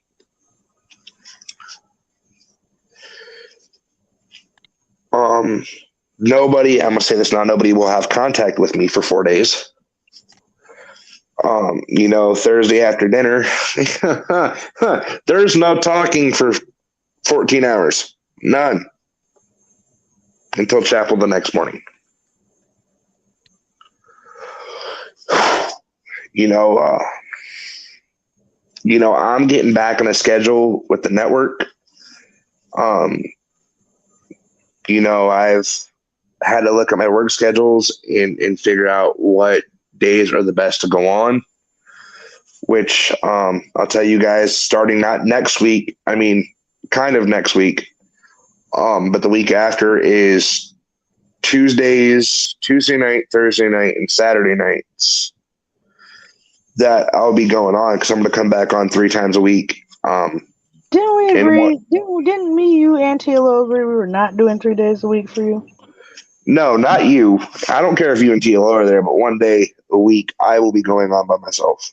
Yeah, 1 day a week, yeah. 1 day a week that I will be going on by myself, but Tuesdays and Thursdays definitely. You guys will see me. I think you should start out with 1 group show, 1 individual show.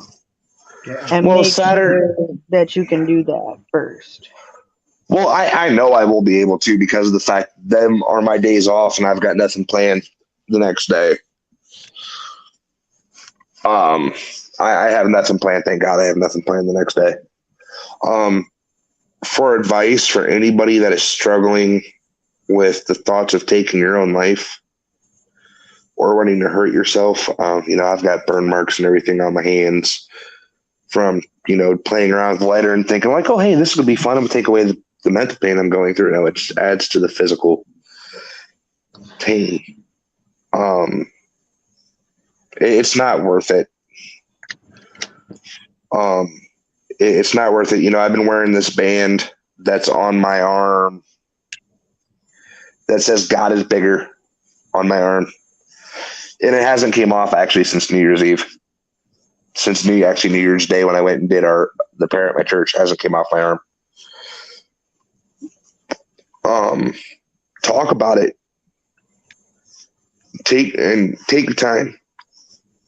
Know that it's okay to not be okay. Know it's okay to feel the things that you were feeling. Know it's okay to just have to take some time to yourself.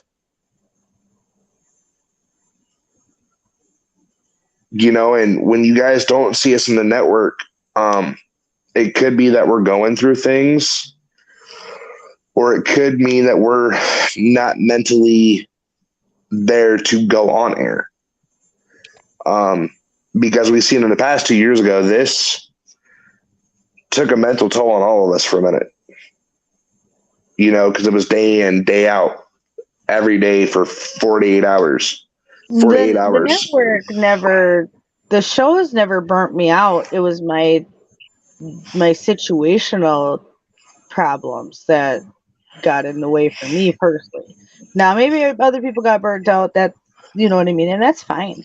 But for me personally, it was more situational things that just made it almost impossible to go on air. I think after COVID, when I took that break that I did, when we really stopped talking about COVID for a minute, you know, it was like things slowed down. Mm-hmm. You know, there was nothing. And Scarlett, me and you had this talk as God. We were talking about going on air for a month, but we were looking like we don't really have anything to report on. And it was trying to ground up stuff and go and try to find something. You know, and I think at that point, it really just burnt me out. You know, of trying to find a reason to come on air. Mm-hmm. And then there was nights for me and TLO and like, you know what, let's just do a laid back night. You know what, sure are going to be times like that where nights on my show that we're just going to lay back.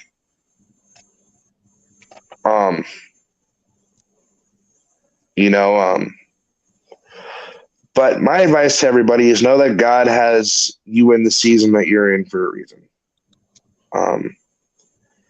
Nothing happens with him for a reason. He had the plan for you while you were sitting in your mother's, while he was knitting you together in your mother's womb. But with that, Tilo, I'm going to move on to you, my friend. Well, truthfully, hasn't been that bad, but it's been lonely.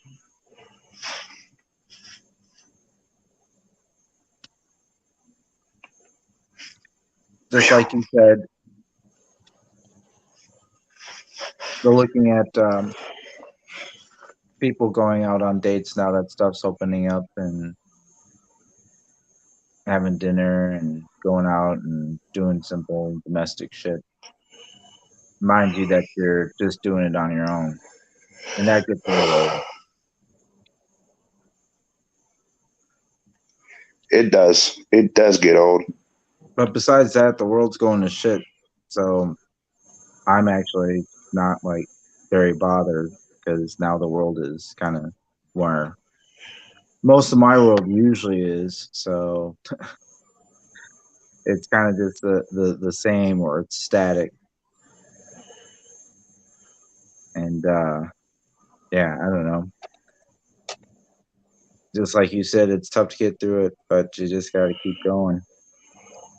You know. And for some people, it's difficult.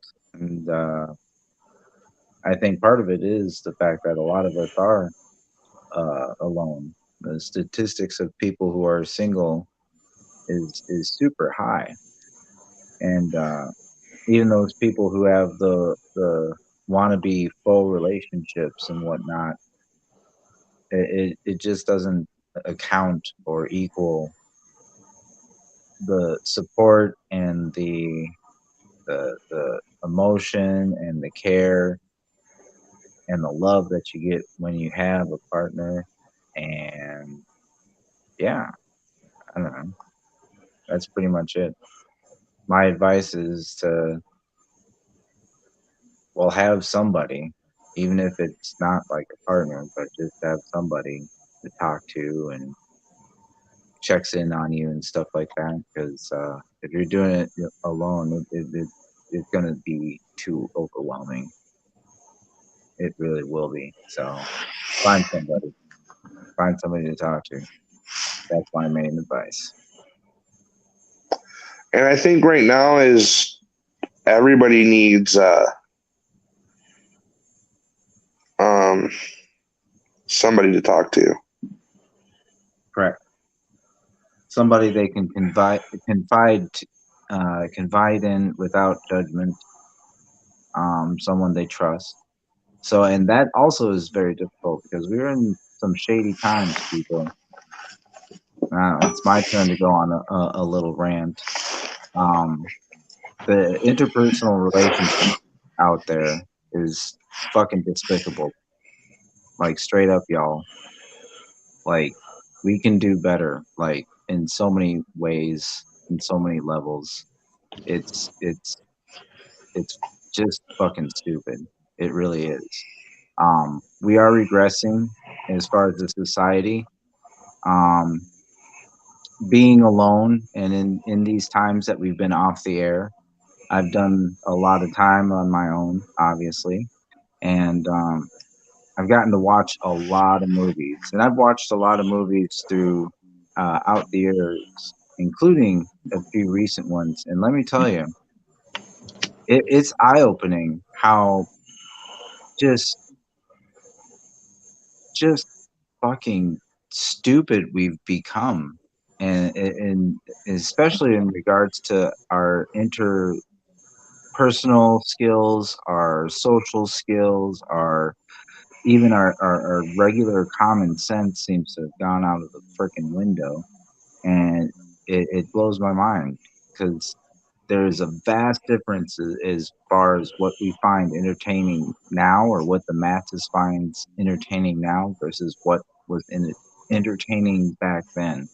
And it's a whole different world, man. Or It's even a whole different dramatic. world. Or even dramatic. For instance, last night I happened to watch, because it was just on the TV and we were like eating dinner or whatever, The Connors. Yeah.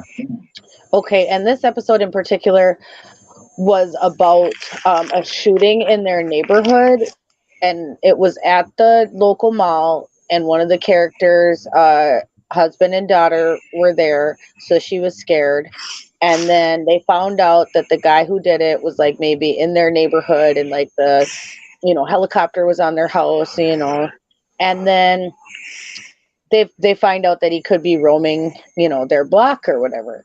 So Dan goes in and gets a gun, and like everybody in the house freaks out and is like, "What do you need that for? What do you think you're gonna do? Be some type of vigilante? Like, this is the problem. This is why these things are happening." Yeah. Like, Of the meaning and and it was shit. just like just the rhetoric, and like 20 years ago that would never be allowed.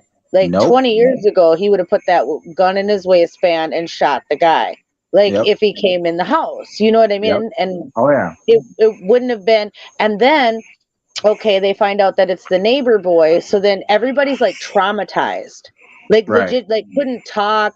Like the one girl who got her baby back, who was at the mall, didn't want to let her go to a friend's birthday party the next day, didn't want to let her out of her sight, and like admitted she needed to go to counseling over it. Uh-huh.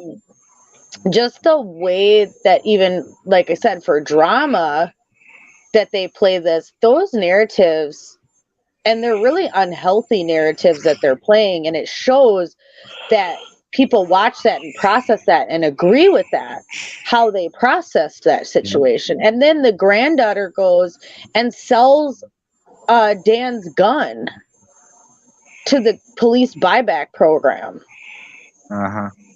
and then he doesn't even get mad at her because Darlene's like, "We don't even want that. There shouldn't even be an argument right now about it."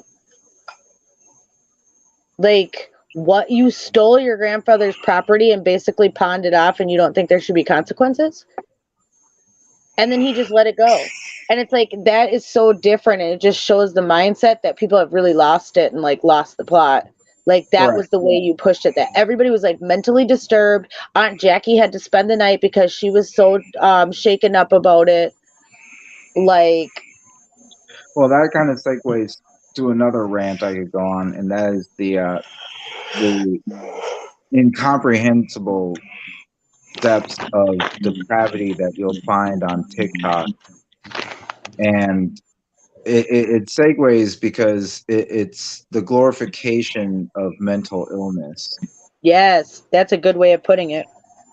It really 'Cause is. that's what it It's just was. like, oh well, everybody needs to react by going to counseling, by freaking out, by not being able to function, and Right. it blows my mind because like back in the day, we were taught to like you know fuck the f up.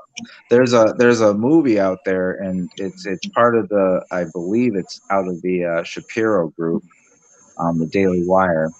Um, what is it? The Run, Hide, Fight Yep. just came out. And that looks like a decent movie because I'm sorry, like I'm gonna teach my kid to defend themselves, not to just cower in some corner and wait for some crazed motherfucker with a gun to find them, hunt them down, and kill them. Like I want my daughter to be able to kick some ass. I want my son to be able to do whatever. I want if they choose to be some sort of um in between trans whatever, like just be able to defend yourself. Just know what the fuck Right. you're doing. Be able to cope and survive in life. Don't be the sniveling little turd in the corner that's gonna get everyone killed because they're freaking sobbing so damn loud. Like That's that just shit, it. that shit's real. And we're teaching people to be that person, to literally just decompose when Yeah, these things occur. like just totally shut down, just totally not function. And it's like, no, no, And no, no, nobody's no, saying that no. people can't have hard times or be affected by traumatic events. But what am saying is the way they showed the whole family just literally shell shocked.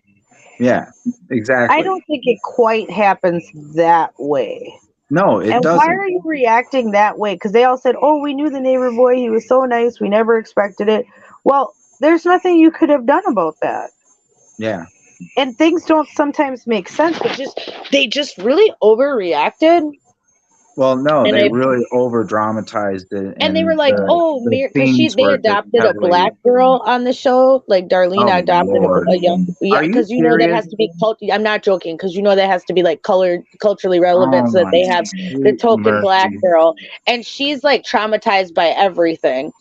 And like she didn't even want to go to school because she's like, I'm afraid to leave my house now because I'm going to get shot. Like there was all these fear like themes, but one of the themes was that I called Mary's school, and the school psychologist couldn't get her in for over 2 weeks, and that's just unacceptable. um First of all, if your child is that upset about things, you need to get private therapy at that point. Yeah, no, You and can't wait for a school counselor who's really not going to be qualified. And honestly, the community should have put counselors at the school. When something like that happens in the community, they should do stuff like that. They just should, because some kids are going to be shook up more than others about it, because they're kids. But like rational adults should not be that way. well, I Right. get supporting it just children. sounds super pandering to a certain idea because I'm sorry, in real life, people react to things in different various ways. I mean, hell, take real life for example with the George Floyd, with any of the footage there. You saw the crowd. There's some people that were freaking out. There's some people that were standing there calm and stoic, and there was some people that were trying to get in there and about ready True. to stomp on those fucking cops' foreheads. Like True. damn well that firefighter woman, she was about ready to just go skull on them. Like, Yeah, she knew she was gonna lose her job though if she did, so she had to hold back. she did, and that's what held her back, and in check. But see, that's a varying range of emotions and dealing with the situation, not just all freaking out and especially all saying the same thing. That's how you know like shit is like bullshit nowadays. Well, it was highly scripted and just like it was beyond the reaction that I thought we were gonna see. Like I thought there was gonna be a reaction, yes. I thought there was gonna be blowback, yes. But just the level of fear that these people had, and it's like, what if something actually really bad happened? Like this was very mild in comparison to what could happen. Right, and there's one thing I want to point out.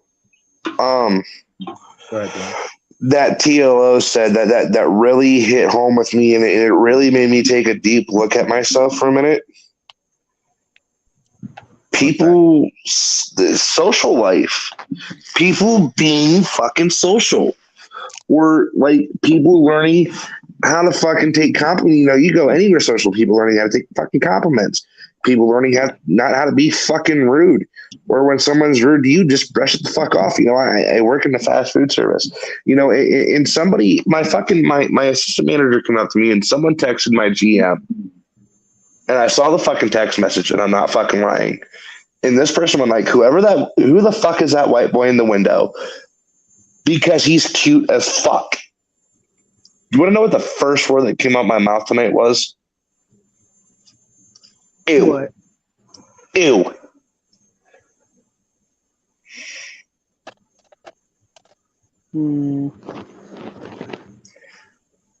My fucking social cues in my social life has gone so motherfucking far downhill. It's not even fucking funny. Like, I got asked on a fucking date. God, Jesus fucking Christ. I got asked on a date on Friday. Some Scarlet and TLO didn't know.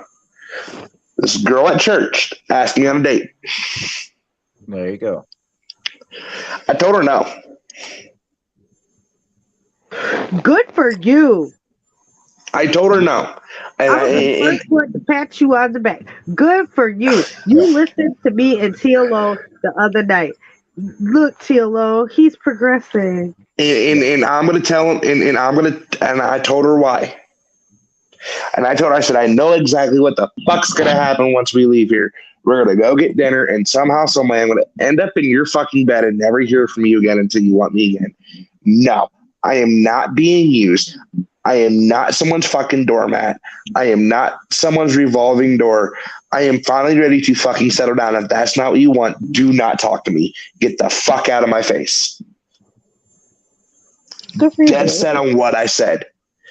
And then the girl came back to the drive-thru and tried to hand me her number. I said, you know what? You didn't have the respect nor dignity to say, hey, you're cute. Here's my number. No, you went to my general manager, which raises a red flag with me. And all the people in my at the store, he was picking me. Oh, you must be bi. You must be gay or something. I said, I'm bisexual, but I know a fucking red flag when I see one. And them texting my general manager one is definitely that's just bad.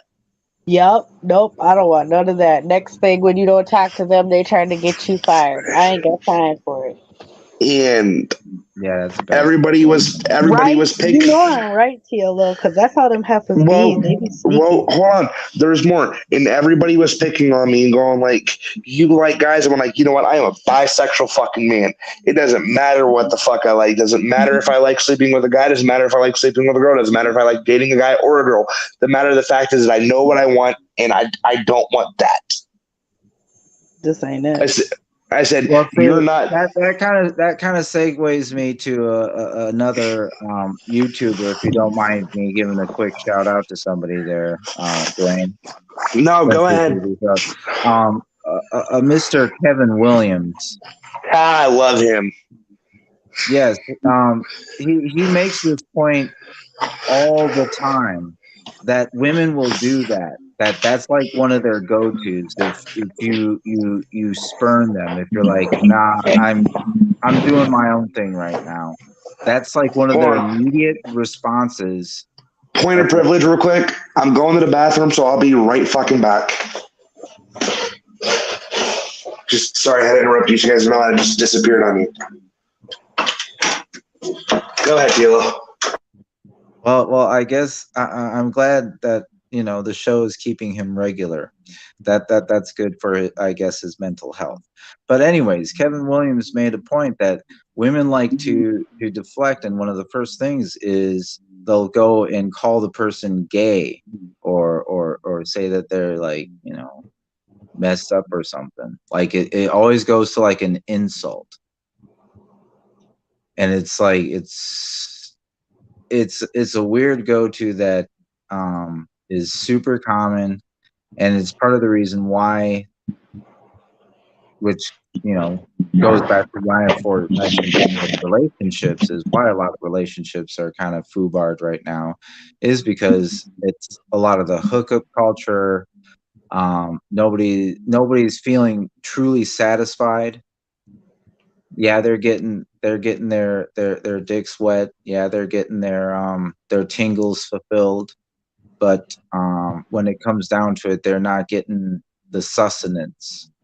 It's basically like trying to live off of a Happy Meal every day, just a Happy Meal for the rest of your life.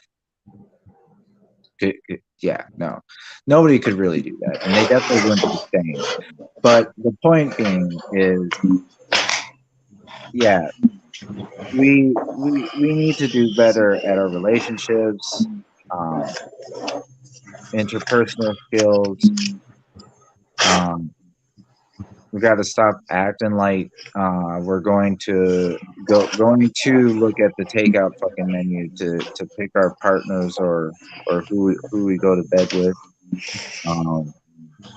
Because that shit to be honest, that shit kind of just demeans everybody.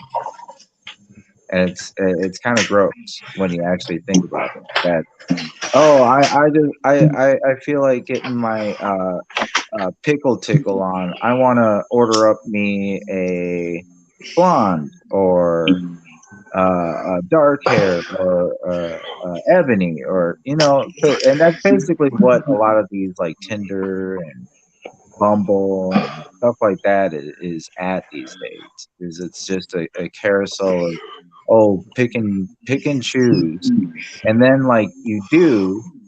And then these women, because women are truthfully women, so they're driven more by their emotions. They catch some feelings for these guys, and then it becomes this whole big deal. And then they just end up saying, "Oh, well, this guy's a fuck boy. He was just in it to do this and that." And it's like, well, aren't you kind of a fuck girl? Hot girl summer and all that bullshit. So it's like you can't really sit there and blame the other person for the same activities and shit you're doing. And once again, that, as I said, it demeans that all of us. It's kind of stupid. So knock that shit off. Hey! Don't just throw my ass out here under the bus. I ain't talking about you, Mr. Pooper. But here's my thing, and here's my thing, and I'm going to tell everybody this because I ran into this situation, and I'm going to share my own experience here for a minute. If you've been friends with a female for 4.5 years and she's in recovery and she, yikes, ouch, this is going to fucking hurt. Scarlett gets to tell me I told you so after this. This is gonna hurt. When you're in recovery, when you've been friends with someone for like 3.5 years and she's in recovery and they're going through a divorce and everything else, do not become friends with benefits with them, because it destroys a fucking relationship. You don't say. Right. And especially because here's the thing, guess what? I'm not gonna lie, I caught fucking emotions. Whoever fucking knew Yeah, it's called oxytocin. Every time you have sex, it's released and bonds you to that person chemically. And you have to learn how to overcome that. If and some people can, but you have Yeah. to learn to overcome that to be unattached. And you don't have that yet. So I told Right, you. and when a girl this past Sunday asked me on a date, she laid straight out there. I am not looking for sex. I am not looking for anything. And I've known this person for a while, and she texted me and she was like, "Hey, I have a question for you." And I went like, "Okay, what's your question?" She was like, "You want to go on a date? You know, we both live in a sober living house and everything else. You know, so there's rules in place, you know, which is one of the greatest things about this. Not at my house specifically because it's a guy's house, but at a girl's house, you're technically not allowed to have sex in a girl's house." She was like, "Look, I don't want to come back to your house and yada, yada. I want to sit upstairs in the living room and just watch TV." Huh. And I told her, "Let me get back to it. I got to think about it and I got to think about where I'm at." And I texted her. I said, "So I'm not on this alone and I can keep myself under control of my emotions. How about we go on a double date?" Held my own self accountable, right? Right? And she went like, "That is absolutely fine. You want to bring 2 other people along? Let's do it. Because then we can go watch a movie together somewhere out in public." And then I ended up backing out of it today. I was like, you know what? I'm not really in the mental place to be in a relationship with somebody else and try to love somebody else at this point because I can barely even love myself. Right? And when I was open and honest about that with her, she went like, "That's fine. I would still like to be friends and still like to go watch a movie or something with you." And I said, "You know what? That is absolutely fine." And you're right, Darren. In relationships, communication is key. And I've never fucking, God, everybody's seen every fucking relationship I've been in. Fuck my life. They haven't been the greatest nor the prettiest. I mean, God, one threw a fucking cast iron skillet at the back of my fucking head. Yeah. Generally, Dwayne, you should avoid those ones. Okay, this one I kind of didn't have.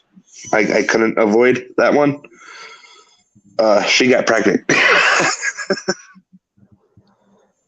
Well, you should be letting women know, especially mothers, know that throwing shit isn't really conducive to childbearing. Okay, so I'm going to explain this situation. Scarlett, you ready to venture down this rabbit hole with me? Sure. Because you were on the phone with me when the cast iron skillet got thrown. As she cracks open another Zima. Right? I'm just saying. I fucking need one. So fucking, I called Scarlett in the middle. I think it was like 1:30, 2 o'clock at night. No, it was earlier than that. It was later than that, actually. It was like 5:30. Me and Scarlett had been on the phone for like 3 hours at this point. And I went and told Julie, I went like, "Hey, I'm walking to the gas station. I need to go get cigarettes and I need to go get you stuff for lunch, you know, drinks and stuff for lunch. So I'm going to walk up to the gas station for a minute." Oh no.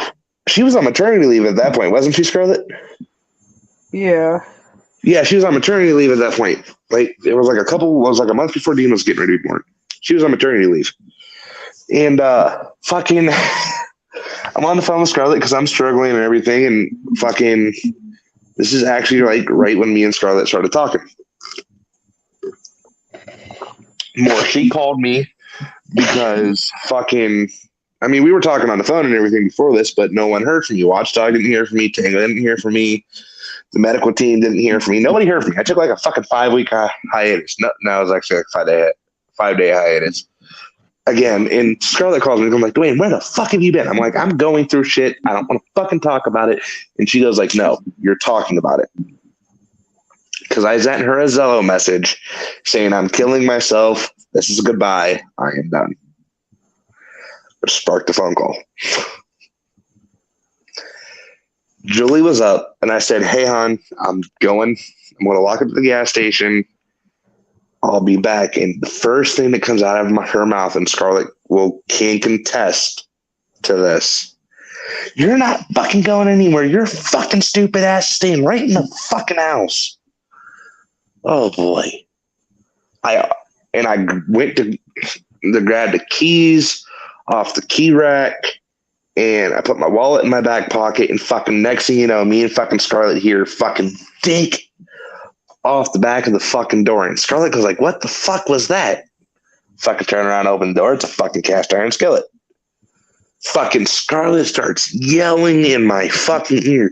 No, she was actually Scarlett. No, the first thing I started yelling was, "What the fuck was that?" Yeah, and I turned around and told you it was a cast iron skillet. And then fucking Scarlett, I had Scarlett on a speakerphone, and she starts fucking yelling at Julie, "Don't you ever fucking throw a cast iron skillet again at him, bitch. I'll come knock your motherfucking ass out." Just dowry of a mad black woman, fucking can of worms opened. Fucking, I'm not allowed to leave the fucking house. Fucking Scarlett's fucking tripping balls. And she's going like, "I'm going to call Dwayne's fucking mother, and she's going to come whoop your ass, yada, yada, yada." Oh, my God. Here we go.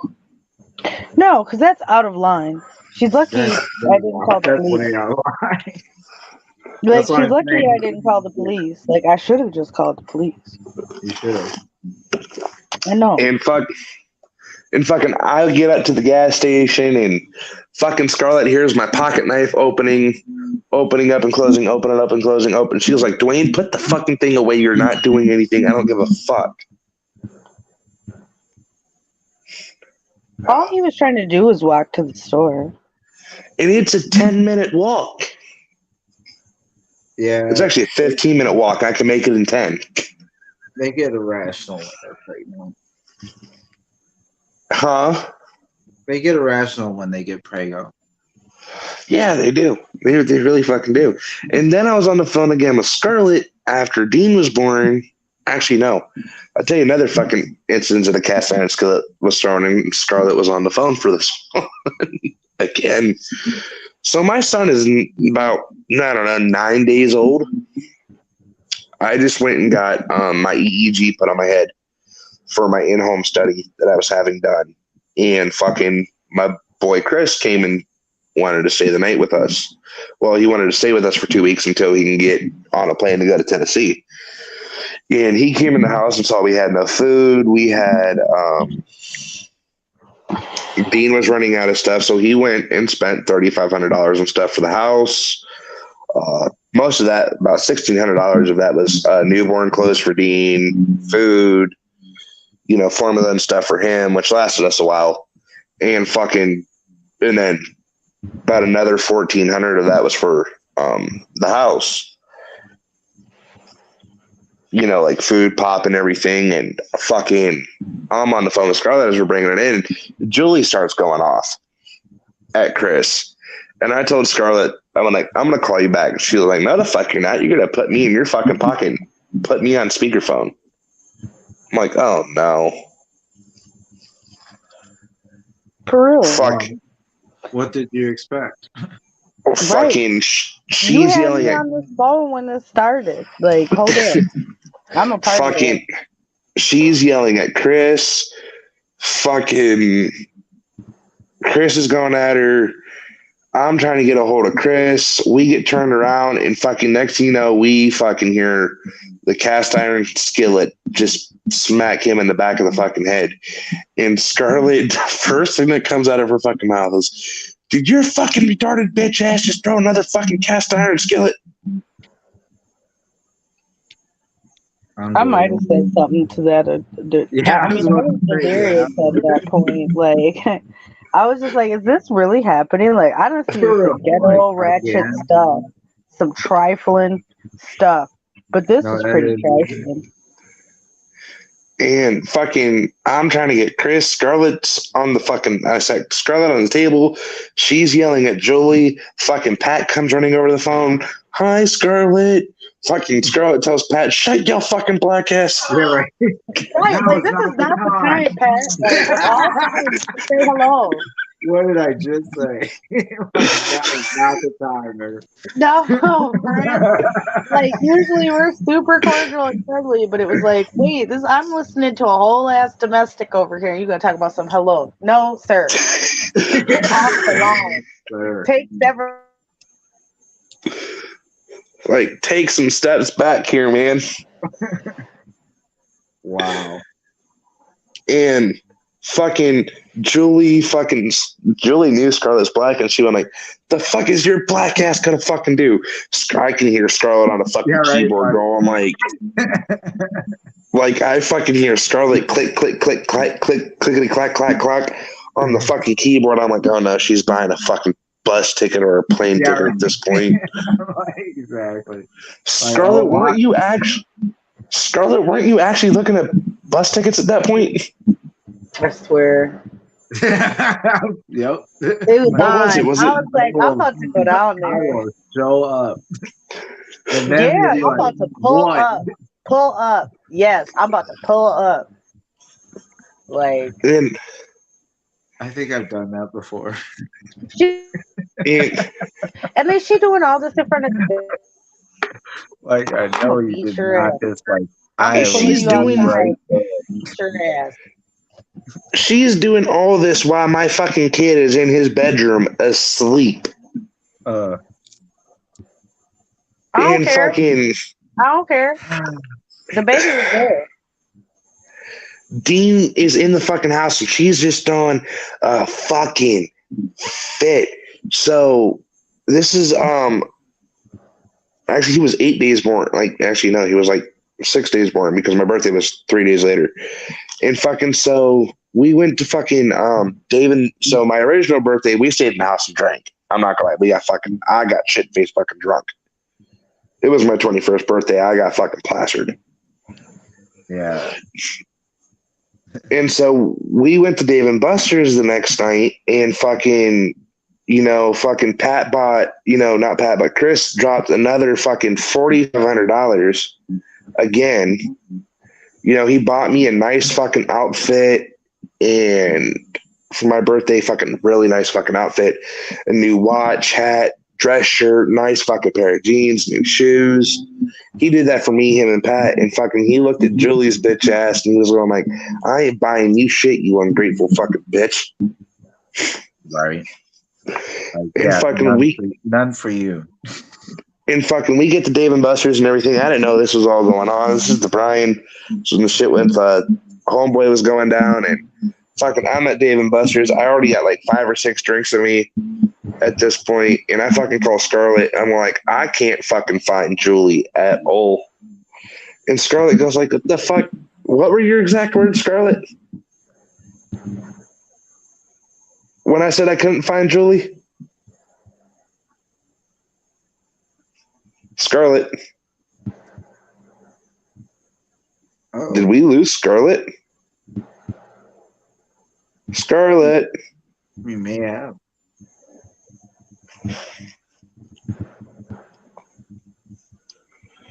Let me text her.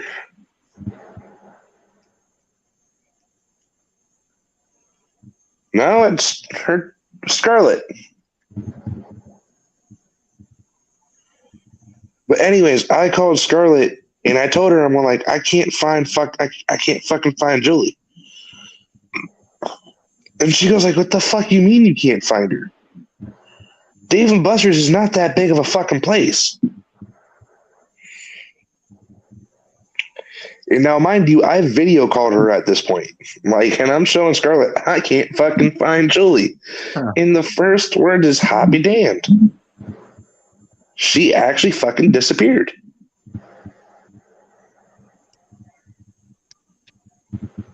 Scarlett, are you there? I am. Okay, now we can hear you. When I couldn't, I left. When I was at Dave and Buster's, what was your exact words when I fucking told you I could not find Julie? You need to help him finish his story. Yes. What were your exact words when I told you I can't find Julie when we were at Dave and Buster's? Oh, I don't remember. It was like, hobby damn, she actually fucking disappeared or something like that. Right. Because she was always everywhere. Like, dude, she was fucking everywhere. And fucking she's outside on the phone smoking and talking to Brian, which is when I knew something was up. But anyways, back yeah, fucking that was just a bad fucking wreck. And then fucking Mackenzie was just, we're not going there. Yeah. And that's another I told you so moment that I don't really feel like going through. Uh-huh. There's been a few. Huh? There's been a few of those. There's been 3 of those, and I don't really feel like going through 2 more aha moments. Haha, Dwayne. Sky was just another one. Haha, Dwayne. Wait, her name was Sky. Correct. Yes, her name was. You weren't around for that one. No, but correct. She was this crazy heifer at Cedar Point. Oh, so I didn't. I didn't meet Sky. I didn't meet her. I didn't meet her at Cedar Point. I met her online. The one you're thinking of, Scarlet, is Erin. Oh, but see, there's another one. Oh, you talking about the Princess Cotton Candy girl? Like, yeah. Yeah, Cedar Point girl. Like I said, yeah. See, look, haha, Dwayne. That wasn't Cedar Point either. She's in Michigan. Still. Yeah, right. Oh, for Christ's sake. But anyways, Sky, I met online, and before I went to Cedar Point, and she came up for a weekend. Well, I ended up getting Pat to come stay with me because I felt really fucking uncomfortable.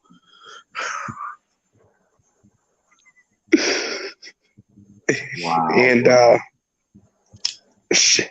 I ended up breaking up with her and kicking her out of my mother's house at like 6:30 in the afternoon. Oh, I'm laughing at this one. Oh, Dwayne. Dude, all of my relationships after Julie were online internet people. Yeah, you gotta stop with that. That is. Oh, I mean, that's not his problem. He's got to pick quality. Has he had Not good luck so in, like far? chat rooms and shit. Like, I mean, like, I know a good girl. The whole part of the online thing, you fucking stalk them online after you swipe right on them. yeah, you gotta get them to add you to the social media page. Well, all of my girls. Not cool to see they shit for real. Well, all of the girls that I was fucking with, he was on MTV Catfish. No, I wasn't.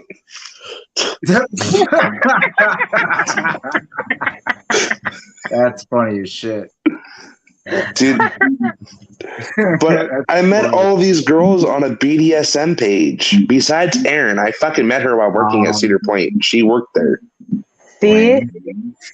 That's what we tell it. See? That's what some people would say in some circles.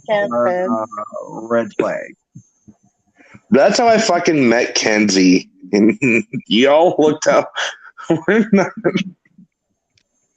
That's definite red flag territory, my friend. Definitely. Yeah, I know, which is why I don't date anybody from them pages anymore. Holy shit, man. Like, holy shit. I know, my fucking dating life is just, yeah, I know, it's fucking horrendous. I mean, at least you have adventures, I guess. Yeah, I mean, yeah, you're right too, TLO. You're right. I haven't, the strange moment dawned upon me when I was like, holy shit, I have not kissed a girl and like physically kissed a girl in like over 2 years, and that's weird. That is weird. You need to get back out there, TLO. He won't. I've tried to get him to go on Facebook dating, but he won't. I am not going on fucking Facebook dating. Yeah, there's other ways besides that, but we need to get you back out there, friend. Okay, I told TLO. Oh, don't even remember how back to this bullshit either. So you remember how we said we were going to start the whole dating game, Scarlet? Yeah. So I was actually on the phone with TLO last week, and he verbally agreed to that shit. We should though, and we should try to find like quality candidates. That shit would be hilarious. So I'm sure the views would skyrocket. I'm sure they would for that. If we did that like that once that a should week. be like fucking. What's that shit over in? Help me out, any of our international viewers. What's that silly dating show where they show their bits? They show their bits. Oh no. Yeah, What is this? Darren, help us out, friend. Darren, damn, help you. that's not Australian, is it? It sounds Australian. Nah, you probably would be like who can kill a gator faster or some shit like that. I mean, it would be just like we'd have to come up with like fun questions and things like that, but like icebreakers and stuff. Like Scarlet, me and you. we'd have to try to find local people, so then we could maybe try to make like a date situation happen. Scarlet, me and you have some work to do. Yeah, we'd have to find. Yeah, we'll have to talk to TLO and like find some of his likes and dislikes and all that. Because if we're gonna find chicks, we gotta find ones that make the cook. Well, I can already tell you this. If anybody's fucking kinky, we can already throw them TLO's way. We can already go that way. Well, just don't put me up with some of those like rejects from the aforementioned S&M website. At least if you're gonna try and pull one of those numbers, at least put it up to like one of the A+ members or some shit. Yeah, like quality, premium. Yeah, for real. If you're gonna pull one of those numbers, premium. I can't be down with a girl who thinks a hot night in vinyl is taking a fucking shower curtain and wrapping around her fat ass.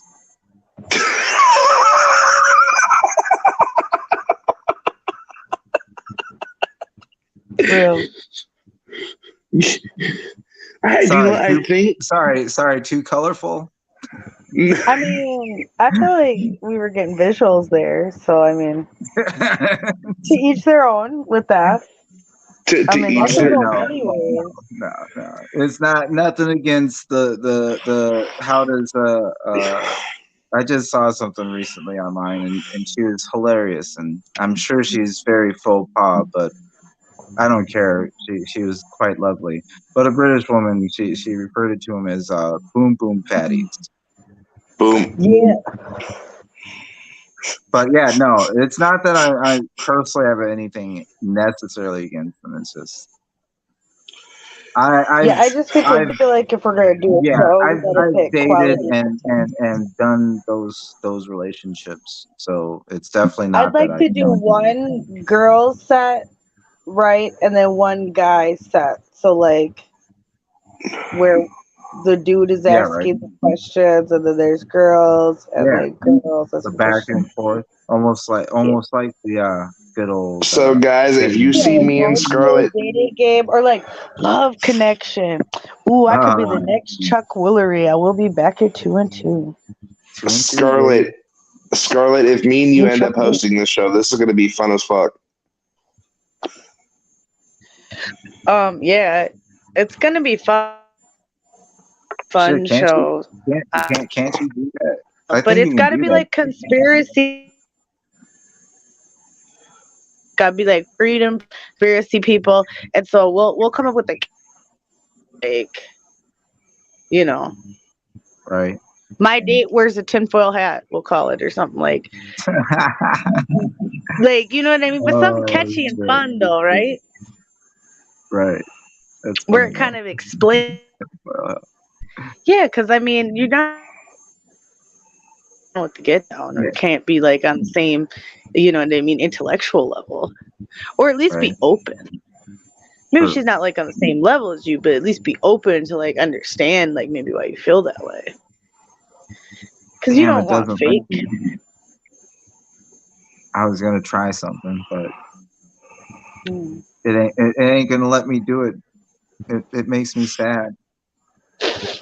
I'm sorry too. Here's the closest I can get to it, folks. I know it's sad. It's very sad.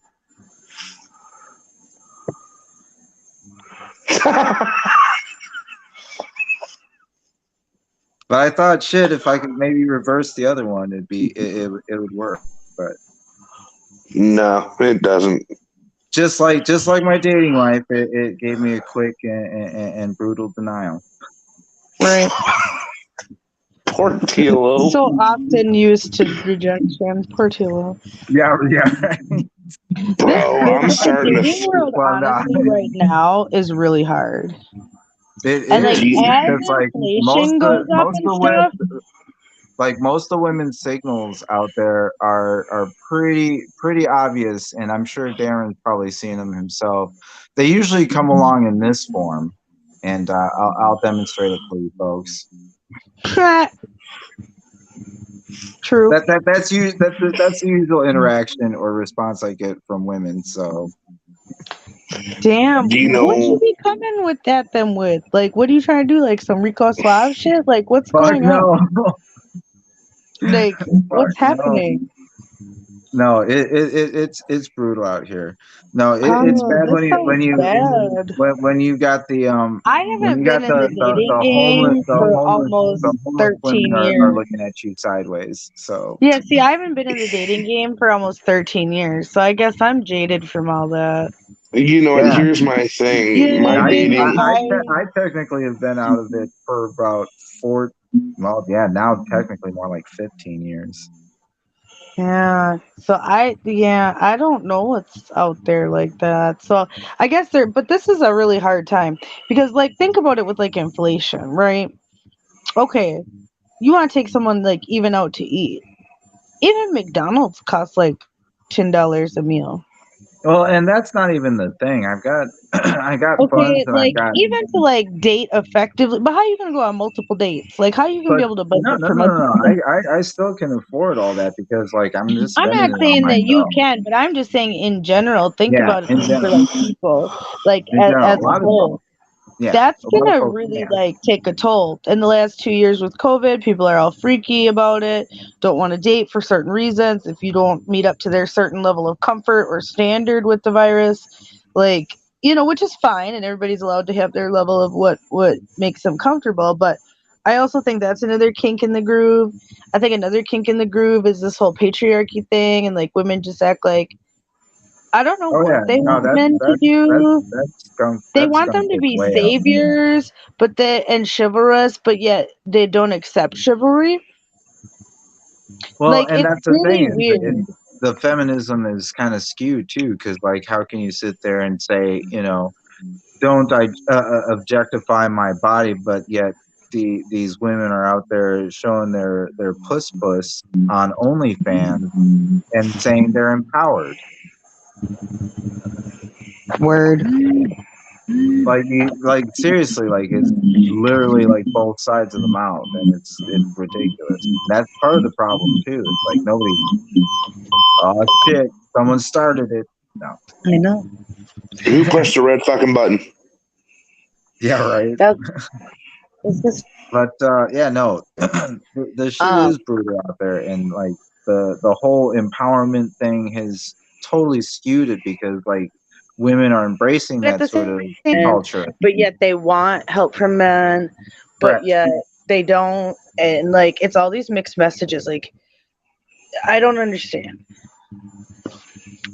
You know what? And here's the thing too, and I'm going to say this, and I'm going to be very stereotypic. What the fuck is the word I'm looking for here for a minute? I'm going to stereotype for a fucking minute, and I'm really not the one to do this. And I'm going to be honest. We're going to have to get like some fanfare shit for Dwayne, like some he's going to be brutally honest music or some shit. Hold on. I'm going to do a thing. Oh, Mr. Newcomer or recent comer, Capson. I am totally aware that there's some super strong female from music training. I've come across one. There's a beautiful one I came across recently, Oleana. Quite lovely, but so TLO, you said brutally honest music. Scarlett, check this shit out. You can do it in StreamYard now. Check this shit out. No copyright.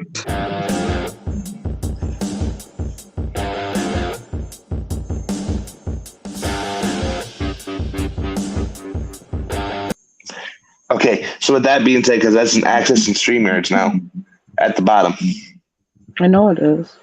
So I'm gonna be brutally honest now. There's It's a whole 90%. bunch of stuff now. You get It's 90% of the fucking skinny women that are unloyal. Oh wow, he's even getting a little priest mode on.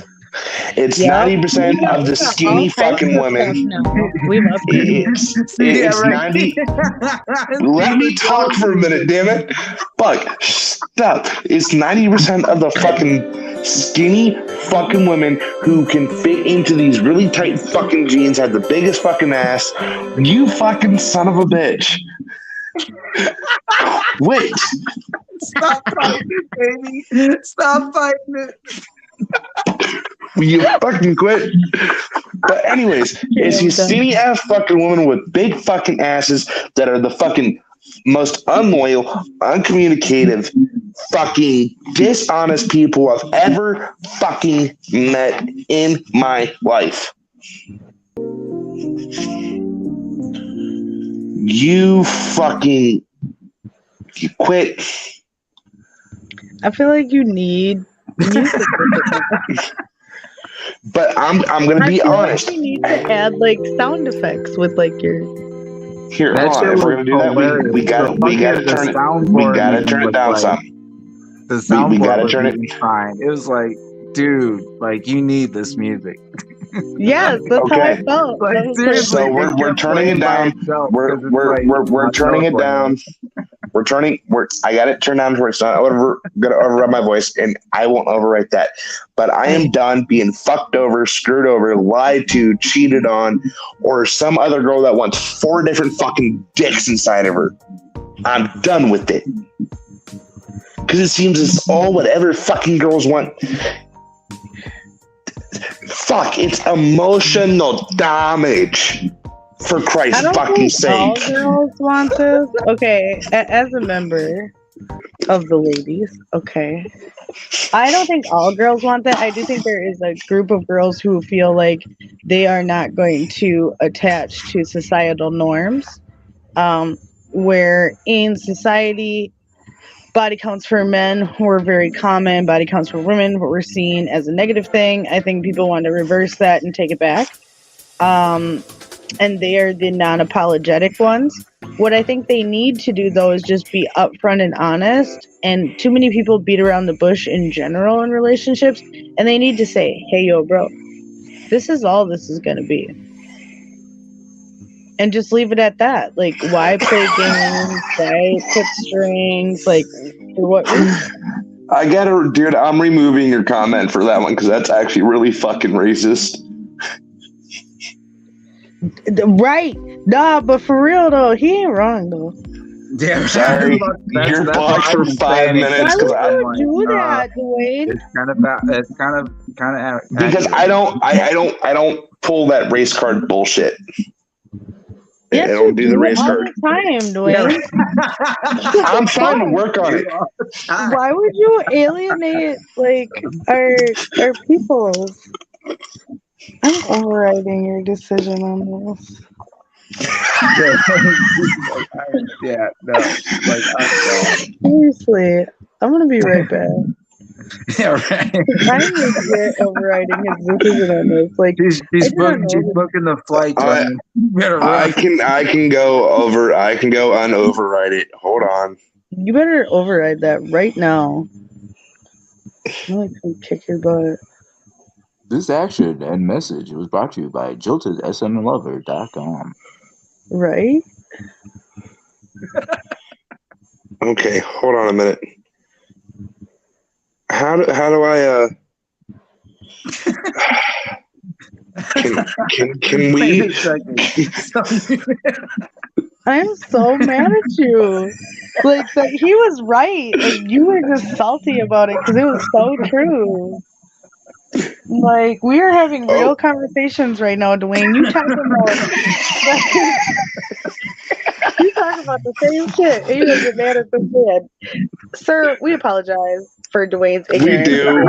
I didn't mean to put you in timeout. I just meant to delete the comment. So you going in the timeout was not You meant didn't to leave the happen. comment. I was about to put that shit on the screen, friends. I was about to put it on the screen. I am working on trying to Like sometimes I'd be like just questioning, like you're just in the time. This was the right time for some of those comments. Like, shit. Sir, Oh, I man. apologize. I hope you please stay and watch. I can tell you're still here. So there's 2 users. We're just gotta wait 300 seconds because we can't reverse the 5-minute Okay, so timeout. yes, I'm going to put the Dwayne, you need to caption figure on. that No, shit I out got it too, back. for real, I got though. it back. Okay, look. Now this may or may not be a true statement, but it actually might be a true statement. It's fairly accurate, but it's not necessarily black. I've come to find out, being of Oh yeah, a it's all girls. multiracial descent, that it's Yeah, pretty much the majority of the but girls. maybe where this person lives, maybe it's all black women. So could be. We don't know. I must also admit that if it's white women, they usually like smash your windows or something. Oh, Nah, yeah, if and it's white, if it's white women, they fucking steal half your fucking shit, fucking slash your tires and your fucking car. They Oh, yeah. destroy the car. They Dude, set does the that car on fucking soundboard have fire like and they some leave. country music that you can like play when you start And start don't dropping some of this don't shit? forget about keying it though. You gotta key it too. Because I dug You my know. key into the side of his. Hey, copyright. Yeah, you damn right. Yeah.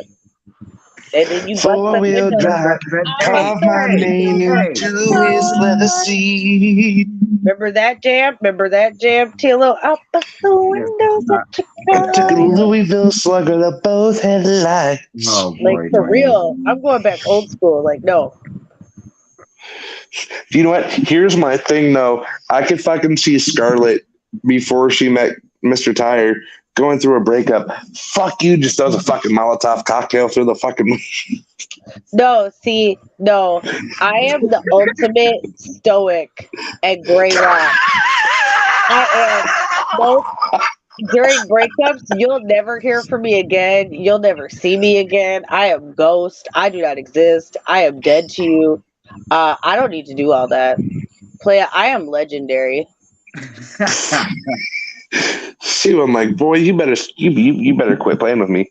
You deleted all of his messages, Dwayne. I didn't know. I have Yeah, literally Dwayne, made, and you I are- hate to say this, but I have literally made men go crazy because they could not be with me, and that is not a joke. Well, I had here's a my whole thing. dude have a whole mental breakdown afterwards. So I guess it's when you put somebody in timeout, it deletes all of their messages. No, it doesn't. They came back. Yes, yeah, but it deletes all of his messages. Nope, they came back. Uh, I have all of them here. Not on my side. I don't know how to undo it. Well, I did it, so I know what I'm doing. Well, you want to fucking teach me over there, ma'am? Yeah, later. I can't believe you know how to put people in timeout, but you don't know how to take them out of timeout. That's why like he shouldn't be putting anybody in timeout. That's why Dwayne should be in timeout. Yeah, Dwayne. I would also vote for a short timeout for you because yeah. So no, it's just like it's an automatic feature when like they don't give you good options like they do if you were actually on the channel if you stop someone. So like when you do it on StreamYards, it's weird and like puts them in this weird timeout that takes away their messages at the same time. When really on in the back end of the creator studio, you can pick either or. So it's weird. It's just an automatic feature, so you don't have to have multiple dashboards and windows open, and you can control things on this end. Right. But point being, you know, nowadays it's just not the same. No. People are both different. They're jaded. You know, there's lots of bad men out there too. Like we can't forget that there's a lot of trifling men. If you try to throw me in that category, I swear to God. Well, no, I'm not saying that, but like there's a lot of bad men out there that ruin it for a lot of people, as well as bad women. And I think that the pools of people are having a hard time connecting with each other the ones that don't want the bullshit anymore from the men and women's side.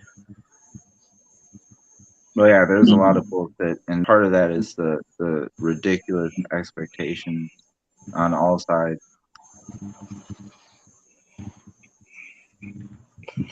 I mean, sorry about that, friend. That was Dwayne, and I run the network, and Dwayne just jumped the gun on that one. We thought they were funny comments. Thank you. Yes. I apologize. Shut up.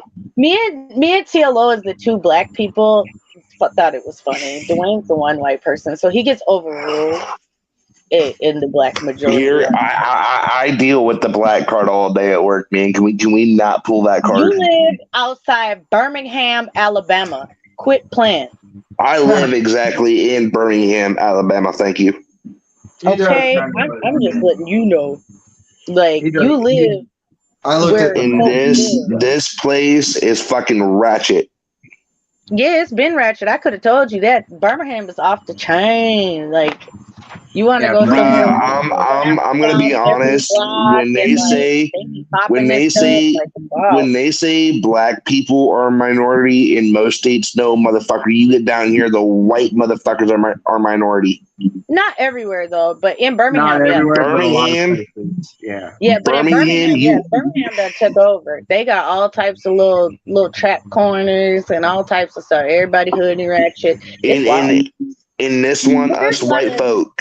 Education, black education. Ain't there some SBCUs down there and stuff like that? Uh-huh. Like historical black colleges and all that good stuff. So there's some good educated black folks down there too. But yeah, you round all black folks. Dwayne, what you expect? I mean, I even get told when I go into work, I'm black. Yeah. Skinny girls are insecure in general. I mean, it's not even that. I just feel like skinny girls feel like they got something to prove, like in the end. And skinny girls a lot of times go for bad boys, and then that ends up with I key your car, I bust your shit, I burn your shit, I pull skinny it. Girls think. I'm gonna say this: skinny girls, as they say, fatty boom booms on the back of motorcycles. Do you? I'm gonna say this: you know skinny girls, they be down to ride and stuff. You know what I'm saying? Like they're just being. And that's not like a dig at anybody, but like there's just certain stereotypes that people do actually fit into, whether people want to admit it or not. It doesn't make it bad. It's just observing of different groups of people, and it's all done in fun, right? But it's true though. I'm gonna say this, and I'm gonna be honest with you: skinny girls think they're the best at sex. No. In my case, in my situation, Scarlett, I'm going based off of what I've been through when it comes to a thick, skinny bitch. Okay, but that's you just contradicted yourself. Yeah. No, there's girls that are. I'll show you what I'm talking about here in a minute. I'll send you a picture. No. They can either be thick or skinny. There is no in between. See, this one girl that I dated for a while called herself a skinny, thick bitch. No. But here's my thing. Skinny girls, look. No. Skinny girls think they're the best at sex. Now, when it comes, I'm sorry, y'all skinny women, it ain't where it's at anymore. Let's just y'all say skinny girls are obviously looked at more, so of course they're going to have fat heads. So they're going to sit there and be like, oh, look at me. I got the fatty wop boom boom. You can come at me all the time. Yeah. Okay. Fucking TLO turned his camera on for this one. You need to keep it on now. Scarlett, where's your face? No. She said no. No. But no, I thought I should officially make an appearance since it was thrown around. The race card was thrown around and whatnot. So I mean, people can look at my video from earlier tonight and see what ethnicity I am. Nah, you'll get on here, you fucking scaredy cat. No. But no, I'd have to argue that it's not necessarily the skinny girls that are let's just say knowledge. I got like my head wrap on and stuff. It's nighttime. Like that with the wide range of women and women's bodies, it's a wide range. Because let me tell you, being on this planet for We however should just many call them long crazy years that I've been women on, because when it it's a comes wide down range. to it, it's just crazy. And you know what? I can get crazy too. Let these dudes be out here doing crazy stuff. Like, see, and No, I feel bad women be to the doing men some that it happens crazy. to who end up with crazy girls without reason or justification. But like, Carla didn't feel just bad for know me. Don't there's lie. a You didn't feel whole bad for group. me. You didn't I feel bad for my Yes, ass. I did. Yes, I did. How dare you say that? I haven't felt bad with you with these other ones because you made that choice. But like, I felt bad for you in certain situations, so don't go there with me. But Shut up, TLO. Your face said it all. Shut up. it did because he knows. Like, I know I'm crazy. Like, don't go there. Like, I have definitely supported you in that. But I just think there's a group of crazy women in general. I think some of them get pushed because of shitty dudes, but then I think some girls are just crazy because they're crazy.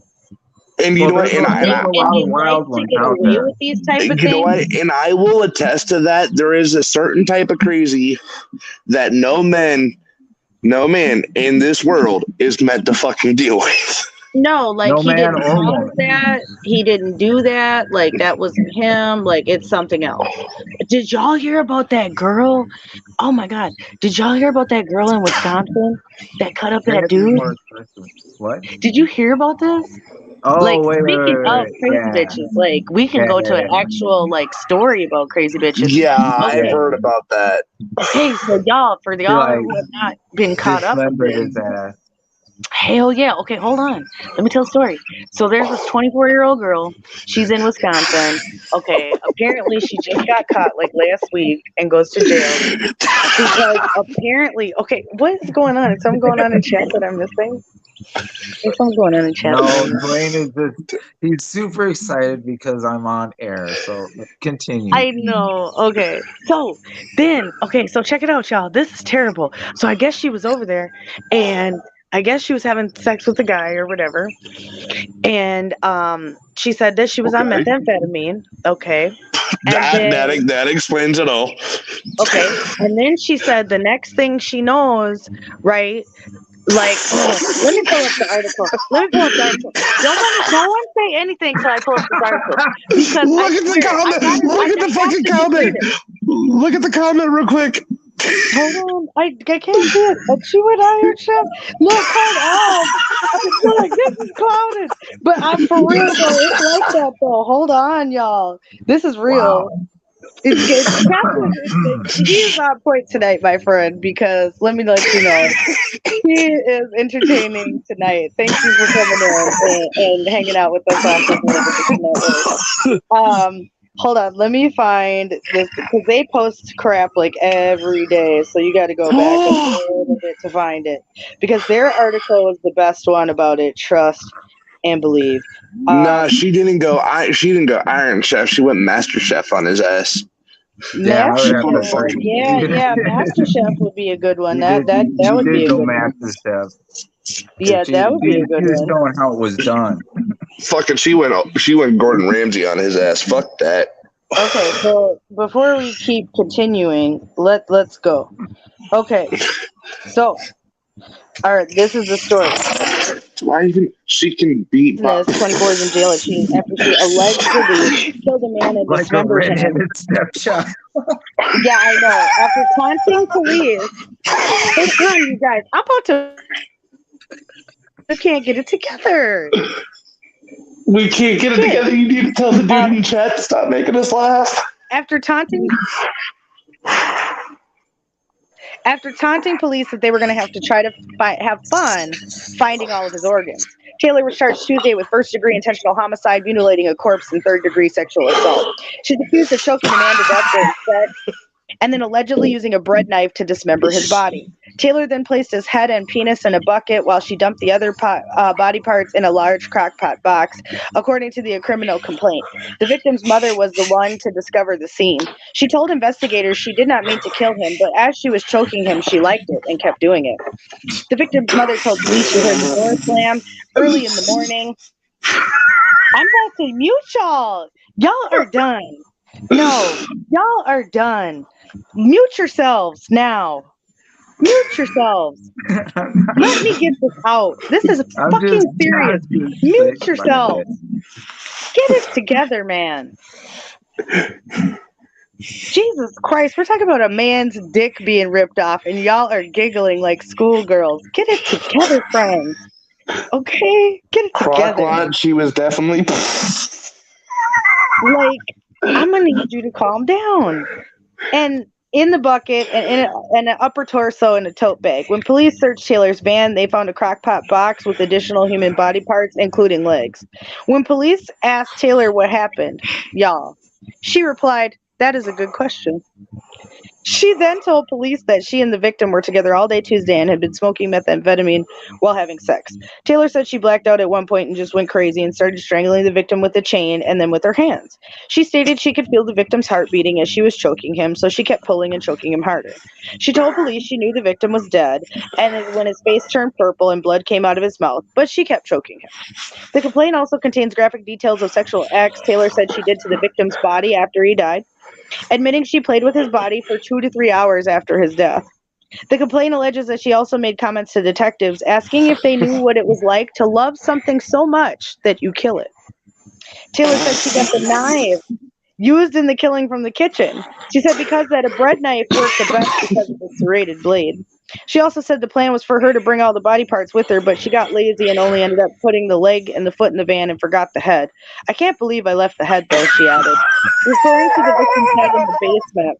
Taylor appeared in Brown County Court on Tuesday. Her bail was set at $2 million, and she remains in custody at the Brown County Jail. TLO, look at the comment. Look at the comment. Look at the comment. This is fucked up, bro. Like, it's bad. Bro, that is the most funniest. Why are there so many fucked up women in Wisconsin? I don't know, because all they have to do is drink. Nah, fuck drinking. That was methamphetamines on both. Yeah, but And then fucking. all you have to do is go to the bar all the time. Eventually, you're gonna give up on No, that. it's not just that, because it's also those fucking two little girls that tried to stab their friend because of the Slender Man. With that Slender Man shit? Yeah, that was in bro. Wisconsin. Yeah, and that guy who kidnapped Jamie Claus. That was Correct. also Wisconsin. Correct. So yeah, no, what the hell? You know what? But I'm gonna say something. That is a new definition of the term body kit. Bro. Wow. The crockpot box, though, y'all. Bruh. Yeah, it's How that. do you forget the head? And hold the phone there, Scarlett. Back it up. Did you say that she played with the body for 2 hours? 2 to 3 hours. 3 hours. She admits to doing it, yeah. Well, why aren't they charging her with necrophilia? Because that is illegal felony. Actually, I'm gonna make sure it's not illegal in Wisconsin because there's different state laws and everything. No, that I think it crosses the legal. federal. So she did get that guidelines or whatever. But yeah, she needs to be charged with that because you know damn well if she's sitting there with a stiff body for 2.5, 3 hours. Oh my goodness. Yeah, she should have been charged as soon as she kept having sex with the body. Yeah. Yeah. But they didn't ban We Lost Scarlet, but that wasn't banned until July 14th of 2008. Yeah, no, there's a lot of shit that goes on the books until later times. Like the reason why I'm interracial marriage or relationship was illegal still in the books when I was conceived and born. So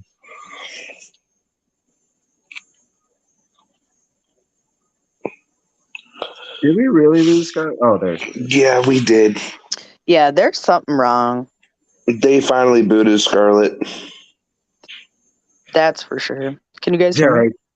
Yeah, we can hear you. I can't hear you. You can't hear us? Why is it whenever we can hear her perfectly, she can't hear us? Well, see, because here's my thing. And it's this, is that fuck, I knew there was crazy women or the problem with the audio? No, is the woman. I knew there was kinky motherfuckers out there, man, but I didn't know there was fucking girls out there that was that fucking kinky. Fuck that. Oh, Dwayne. Oh, Dwayne. Dwayne, child, my dear son. Oh my.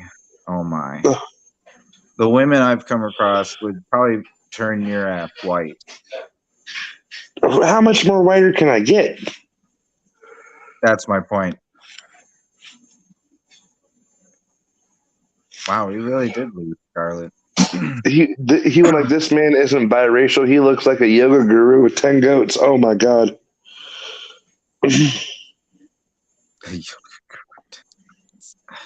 No, just one orange cat, as you can see with the little screen guy there. I miss Garfield. Yeah, his fat ass is around here somewhere, but I think he's napping. Him napping for once in his life? Do I have to let Scarlet in? I do. Ah, Dwayne. That's probably why she's having audio problems too. It's probably all your fault, Dwayne. Hi, Scarlet. You're back. Thank you, Dwayne. I don't know why I can't get my phone to like act right, but I don't know. Here, oh my god.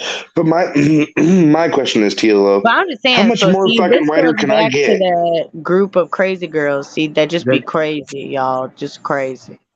That was my point. I do remember I met this one girl, but I don't actually know or can confirm or deny if she was actually from Wisconsin. I met her in Wisconsin, but I wouldn't say she was crazy, but there was something about her. I knew that if it happened, it would be something to remember.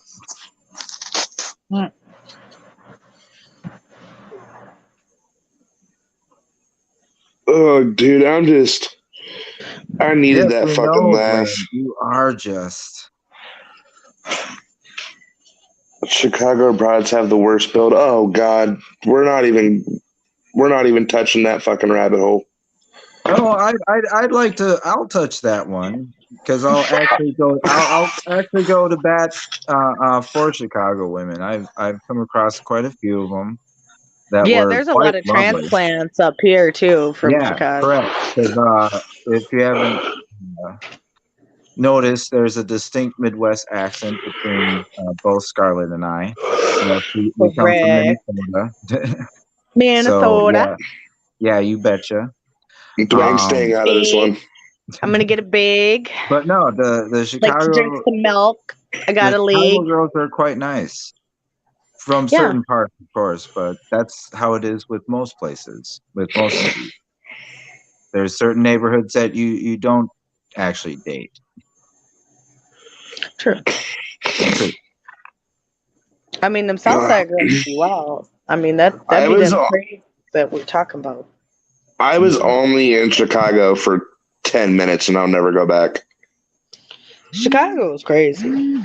Okay. Chicago's crazy, but it's not that bad. I mean, it is now, I was actually in Chicago for obvious reasons. I always end up in the hood because when I'm in Chicago, I'm with my black family, and they all live in crazy parts of Chicago, and so I'm always in like the hood. You know what I mean? So it'd be like sketchy. The 100. Well, I'm gonna say this: like I was in like Oak Parks, and all I was in Chicago for about 45 minutes, and fucking I was on my layover because I was coming down here, and fucking I'm not even on the bus for 15 minutes, and I was instructed by my sponsor, whatever you do not leave the bus station. But I had no choice. I had to leave. I needed cigarettes and food because I didn't eat in like 6 hours. And fucking their cafeteria at the Greyhound station was closed. And I'm not even off the fucking out of the bus station for 10 fucking minutes. And the next thing I hear is bang, bang, bang, bang, bang. Like fucking automatic gunfire coming straight at me. And I went like, nope, fuck this. I turned right back around. I called my sponsor. Well, my former sponsor. And I'm like, yeah, you're right. Wow, Dwayne, what a lovely story. It must have been a magical day. Dude, I got fucking shot at. Yeah, right. It's I was the I was the only fucking white person yet again. That might be. It's Like, possible. fuck. It's Chicago. I was walking with the black guy that was on the bus. I'll be honest. Most of the times I've been to Chicago, it's been pretty packed and it's been pretty diverse. So Yeah, when I went to, it's diverse, especially if like Navy Pier area and stuff. You can Oh, find hell everybody. yeah, and I've gone to a couple of the Vikings Bears games down there. So Yeah, Navy Pier's got some good bars that like do accept Minnesotans. yep. Yeah, they do. hmm Because that's the thing around here. Like, you got to have a bar that accepts your team if you want to go in there. Yeah, that's for real. That's serious. We do not Yeah, play games. that's real talk right there. Yeah, we do not fuck around here. It's like biker bars. It's not a joke. It is. It is. It is. See, Capson had all his stuff stolen in Chicago. See, I've been there so many times and I've never had an issue. It's kind of weird. Like there's I mean, been I can just see like how for maybe instance, people have an issue, but I was taught to be like super astute and street smart. Not saying that other people aren't, but I just Yep. grew up around these type of characters my whole life. So, Exactly. Man, So yeah, they being don't street bother smart. me doing their little Being, hoodlum things. I'm like, yeah, whatever. I'm gonna be right, honest. I I'm not. escape. And They a lot always of give it. times they It's always gravitate. funny because they know I'm from out of town and they're like, they look at me and they're like, give me the little side eye, and I'm like, the fuck are you looking at, man? You better carry on No, about a your lot business. of times I get them to gravitate towards me and want to talk to me and like befriend me. Hey, girl. No, and like want to tell me their secrets. Like it's weird. Ooh. Shut Get up, down, people. Charlotte. No. Like weird shit. Like I'm here to sell drugs. Like just weird shit. Like why would you walk up to someone random? I want to tell you a secret. Look, don't be telling me no secrets. I sell drugs for sale.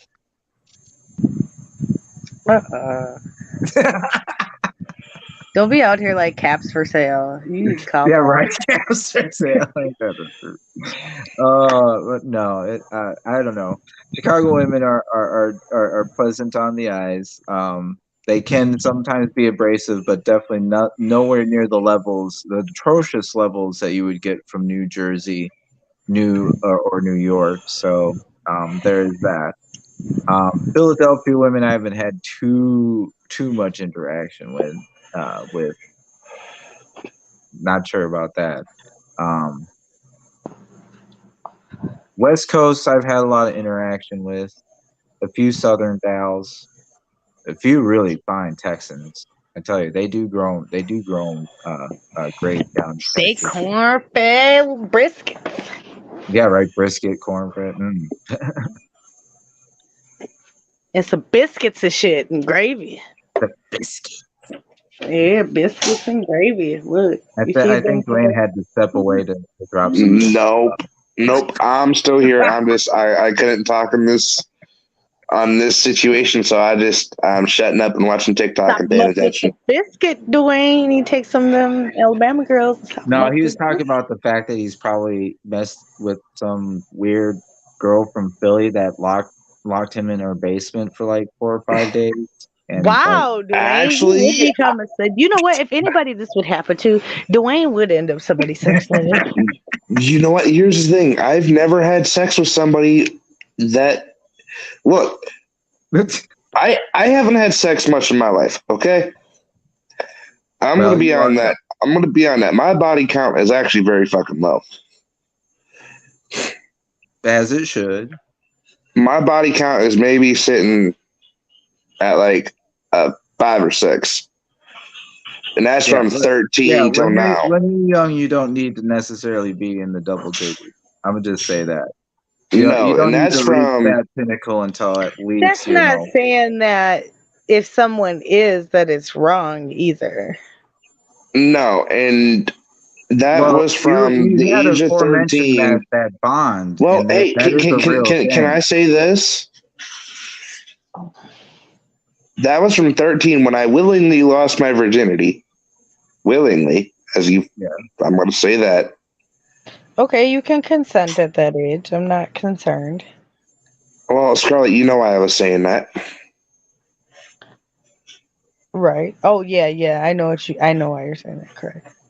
And willingly, besides getting gang raped by my father and them, everything that was forcefully, willingly had sex for the first time at 13 under the bleachers at school. Seems like a typical place. Um, To be and, honest, for teenagers. and then Well, it was yeah. in the back of my friend's parents' car. At 14, 16 was when I was in foster care. 18 was with two other girls. 19 was a guy, and then 20 was Julie. Actually, no, I'm like, then I have Mackenzie and Sky, and then I wouldn't even count Aaron because that was just horrible. No, that counts. So I'm probably like at 7 or 8, but over a span of time. Yeah. It's not like most of these girls that I know that have like fucking 14 bodies in a month. I mean, yeah, girls do be extra fast nowadays. That's true. Are you And I serious? mean, like, I just got done watching a marathon of I know people. A lot of my friends, girls like getting when interviewed and saying that they like habitually get like run trains on.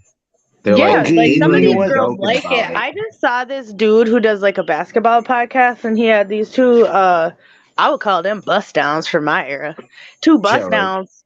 They were though, because I mean the girl was gorgeous though. I mean I see why she gets all the plays she does, but she was like, yeah, Yeah. I was in this hotel room with 7 NBA guys, and I sucked all their dicks like all in a row. Like she was just all extra. Like Yeah, But you see, that's what they aspire to. That's what the young yeah, no, they generation of like the that, little and good the for them hood though. boys. And if they like that, and that's their, their thing, like good for them. Um, I guess I don't discriminate on anybody's body count, whatever that may be. Like, get you some, get you some. But it's some of these unhealthy ways that they go about it that I have a problem with. I don't care who does what. I see, really but don't. Get your freak on. but here's my thing. I'm gonna say this. That may not be for me, but that may be I for could you. never, ever, ever have a fucking no. Just What, you never ran a train? Is that what you're trying no. to get at? I would never want to do it. It's not too difficult. No, I know it's not I know it's not difficult. I'm just saying I would never want to. I mean, yeah, that's not. I mean, I guess in the right depends on what you call a train. Is a train like two people? Is 9 No, a is train is 13? like Like 7. No, a train is like No, train's like five more or than more 4. guys. Yeah, like It's 5 or kind more of guys. like it's like say more than no, because 3, you can still but have a 4. It's more than it's 5 because you can still have a foursome, and that's like with three whatever variations you want to mix. Now I wouldn't mind having a threesome with 2 I still females. say it's a train because you're gonna be there's still like one dude out, so it's still a train. Somebody's waiting in line, like the little caboose, little red caboose, chuck. See, but Well, here's that's a small ass train. Yeah, I'm not but saying it's a big see one, but I would say that's the starting point for one. now see Then you having a add, threesome with 2 females, I would not mind doing. No, it's good. It's good. So keep those aspirations up there for the bucket list, and you'll be all right. That's One all day. that's only how far I think I'm ever gonna go in life. Well, see, yeah, and that's good. You know your limitations, and so you know your expectations, and that's half the fucking battle. Now, if that never happens, I'm not gonna complain. That also is a good mindset to have because a lot of people, their expectations are a little too carried away. I won't complain. I'm fine with one girl. And you don't hear a lot of men saying that anymore, but I'm absolutely 100% fine of fucking being strapped down to one girl and one girl only. I'm fine. The only thing I'm not fine with anymore, because I'm just going to say this, because I've been engaged 3 times, is ever getting fucking married. Dwayne, Fuck you're marriage. 23 years old. You have so much time to change your opinion. Like, Okay, wow. look, I should have met after my timer knowing, for that one, but I'm pretty sure it was within the 10 Hey. second rule, huh, ladies and gentlemen? hey, I'm going to say this in watching how most marriages end. No thanks. you have to find the right person, and there's a lot of levels of Bro, relationship. You have marriage. to find the right person, and then just like I said before, it's the expectation. And you don't have to get married right away. Like, Marriage is for just a instance, piece of like me and paper. Mr. Tyre have been together for almost 13 years. And But like, here's and at some point marriage. we still might get married, but that's not going to change our relationship. Nothing will change. Just the Marriage is government will recognize us. Marriage is just a piece of paper. Yeah, so I mean, you can still take your vows to the Lord without having the paper. The in the Bible, according to I'm like gonna stop you biblical right now marriage. because I hope you're not sipping the commie Kool-Aid. I'm not. But within biblical Biblically- marriage, though, where did they say you needed a certificate issued by the Yeah, government? that's where I'm going. Biblically, it's just a piece of paper. Like, yeah, so it's like, when did they say you needed that? So I'm just saying, like, and don't count yourself out, friend. Like, you've had like juvenile relationships, not to be rude, but like the relationships you've had up to now haven't necessarily been I very mean, adult. I don't know. Just biblically, being married, it's just.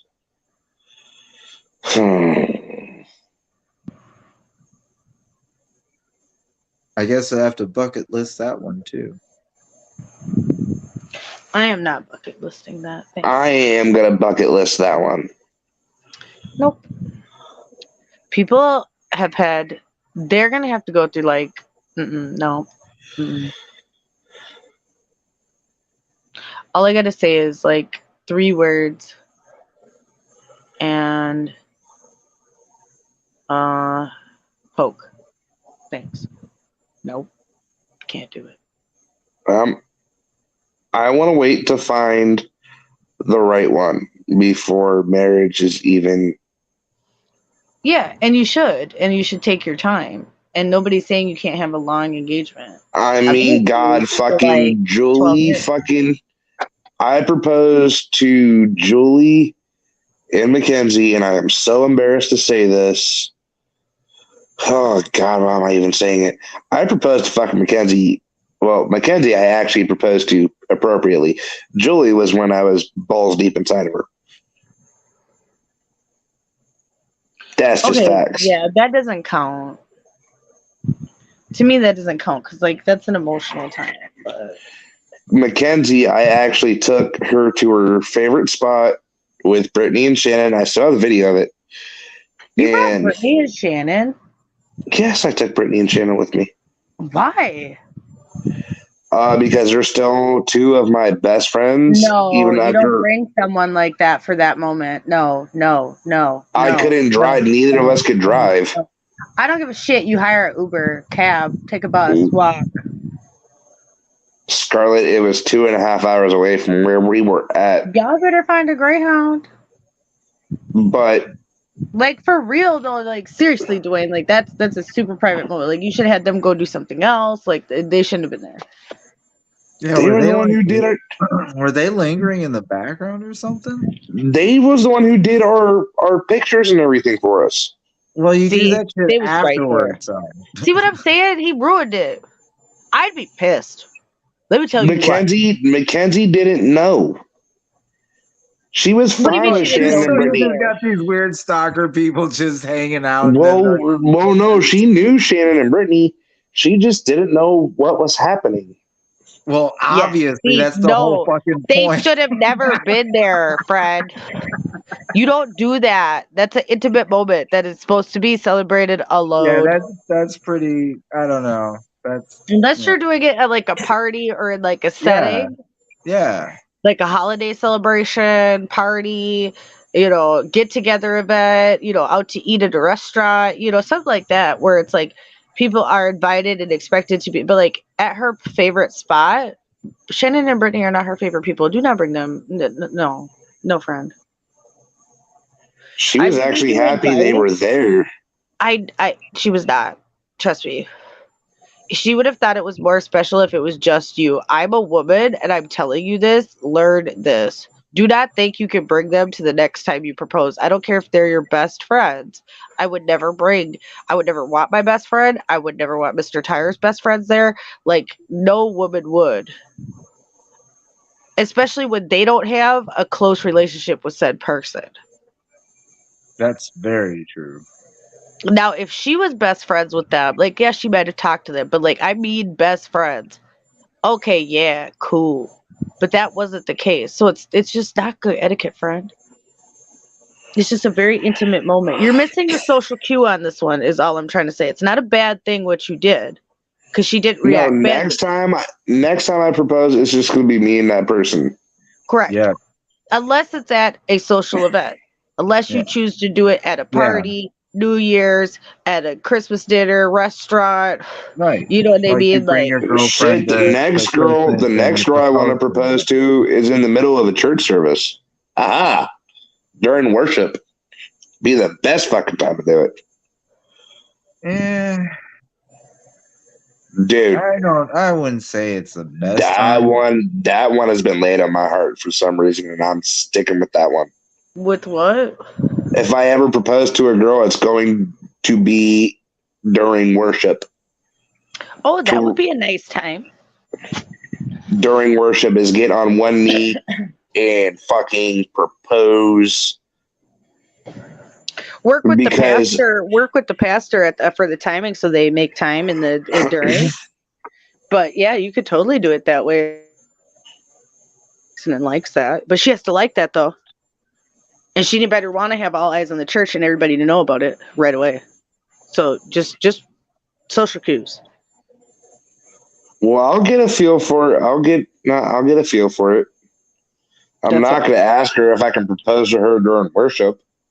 See, dude said not at a church. I just feel like Dwayne likes a lot of church girls, so maybe. But also maybe she would like something more intimate than that too. You see what I'm saying? Like, it goes back to like, it's a really special time. You want to be alone, express all your feelings. You might not want to do that in front of the whole congregation. Yeah, that would be my thing. Especially because, like, sometimes there's church politics and you don't want to have that get Yeah, mixed and up they in might have it. be like, have you had counseling, all that stuff. Like, some churches get really picky about that. Dude, my church doesn't, dude. We just had a dude do it last Sunday. Actually, 2 I'm just Sundays saying ago. she has to be down to it and committed to it again. Social cues. Do not pick the wrong setting to do something that's very intimate and special. I'm going to pray about it before I even. Yeah, talk to the Lord. See, even Darren said intimate's a lot better. Darren's an OG, friend. He's been here a lot longer than all of us. Mr. Tire needs to get the fuck up. His alarm's going off. I know it is. He told me to wait a minute. But, like, he's got at least, like, 20 more years in the game than us. Like, so we should appreciate Darren's, like, expertise here. And they do. Ooh, what the fuck? At least Shannon, why are you driving at 66 miles an hour? See, I know why. I'm not saying you're old. What I am saying is you were in the dating game a little longer than us. And I specifically used a That's why timeline of 20 years. I literally love was that's how sitting the there first thing he kind of, calls out like, is you. I know, he rolling my always thinks eyes I'm because I picking was on like, him when I'm trying to say he's bringing wisdom and like he's an OG, and he just feels like I'm calling him an old man. And I just don't feel like it's coming from, Darren's the OG. Darren, don't listen to her. You're not old. yeah, I was just like, I don't know how old, but I don't know. I would assume not that Yeah, seriously old. intimate. Like Darren said, intimate is better. Like, even I'm trying to tell you, like, it's a very special to remember forever. Something that you very tailored to that person. To make a spectacle of it afterwards, that you could even at the church and one Scarlet, privately. you're breaking up. What? They're zapping you on shit.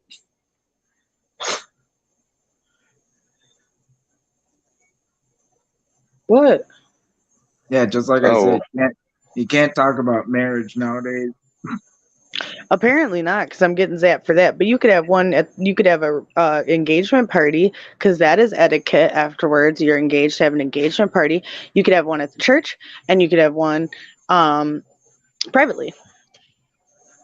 If you'd dude, like to incorporate that element, because then that way you can have all the church people happy for you, and you can have it in that setting where you can control things and things like that. But then also have a private one for your friends, family, and that type of shit. I'm telling you this though. And I'm going to be honest, is that I know the probably two people. I'm hoping they're in my life, back in my life at this time. Because I would How are you really gonna hate call for my yourself old, family. Darren? Damn it! You can't call yourself old after I just tried to like defend your honor about not being old. I'm hoping my mom and my sister are back in my life at this point because it would be really fucking nice.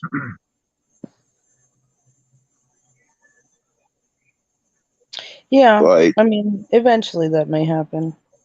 because I don't ever want to get married and my mom and my sister not be there.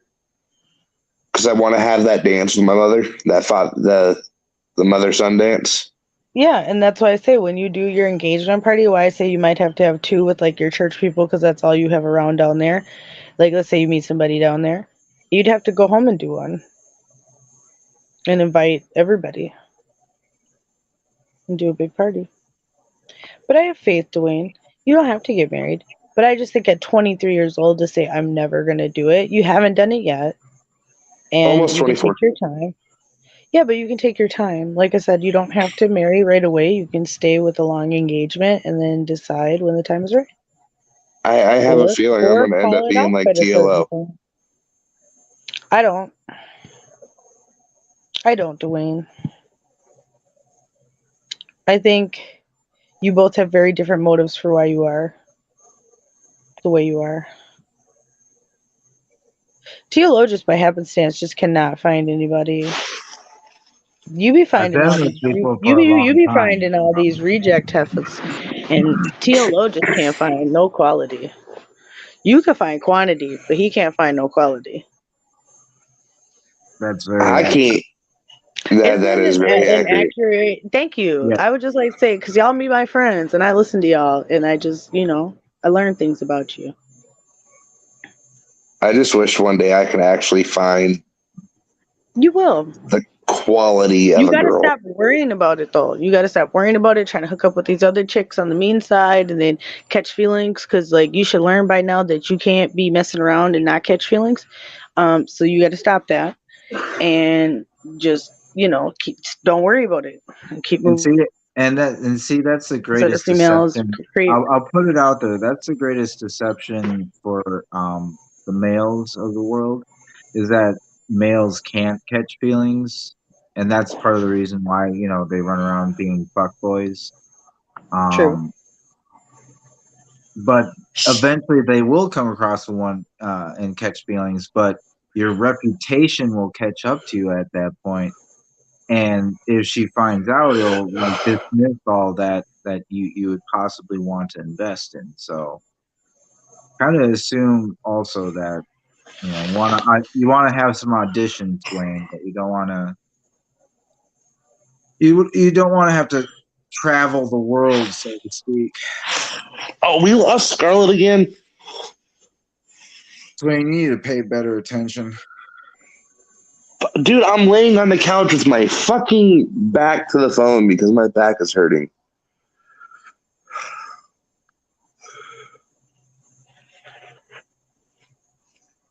But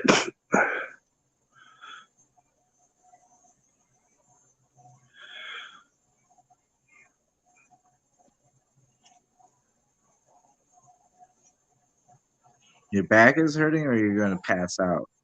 no, my back is hurting, dude. Like my scoliosis has been acting up again really bad the past couple nights.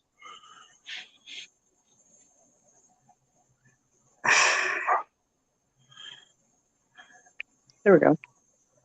Like, I'm just, my fucking scoliosis and my back hurt is like my spine shifting again. When it starts doing this, it fucking hurts like a bitch. Something's pinching against my sciatic nerve, and I don't know what the fuck it is. Sorry, Dwayne. That sucks. I gotta get into a fucking neurologist. Hopefully, not a neurologist, but a chiropractor. Try to get in Sometime. that.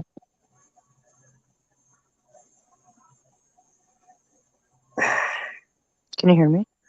Yeah, I Yeah. can hear you. I don't see my thing moving, so that's why I said something. But yeah, try to get in as soon as you can. Well, you were going in and out. So. I'm fucking done with my back constantly being in fucking pain. Like, The my boss chiropractor can even help a lot. noticed it tonight because I wasn't standing up straight You just gotta at fill work. out that paperwork and get it going. Yeah. I gotta call my insurance company today and figure out what the fuck we gotta do to find me a chiropractor and not have these stupid ass co-payments. Because fucking I already paid $10 a week for fucking counseling. Yeah, I mean, if you have to find somewhere that's willing to do some payments or something with you for it, but it can help you, especially if you have scoliosis. You're going to need that to try to help realign your back or at least get it into a point where it's functional again. Right. Well, and here's the thing: when my scoliosis starts acting up, my neck's not in alignment either. My neck is dipping out like into my throat, like it's pushing against like my throat and everything. Which Yeah, makes you it need to really go hard get to it fucking breathe. adjusted so that it moves and gets out of that area so that you can be unobstructed, because you don't want it to go for so long that it starts obstructing. And then the way my fucking ribs push against my lungs, and I've got one hip that's longer than the fucking other. It's just like it gets so sore and tender. Like tonight at work, I was limping and like my hip popped back in place tonight on its own, which it does every once in a while. And when it popped, dude, I collapsed on the fucking floor. Like in so much fucking pain. Like when my fucking hip popped, my back popped, and I was just going like, fuck, and dude, I was crying so bad, and my boss looked at me going like, are you okay? And I went like, because they heard the hip like go, like a lot fucking pop. I've dealt with that personally. And they looked at me and went like, are you okay? And I went like, my hip just popped. And then the second pop that they heard when I hit the ground was my fucking back, part of my back going back into place. Fucking, they're going like, you need to take a 30-minute break and go sit down. And they were like, I'm gonna go grab my heating pad out of my car and put it on your back and Don't my sleep lumbar. on those bikes.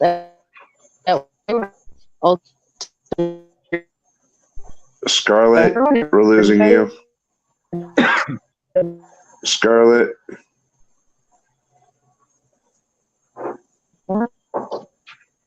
We're losing you.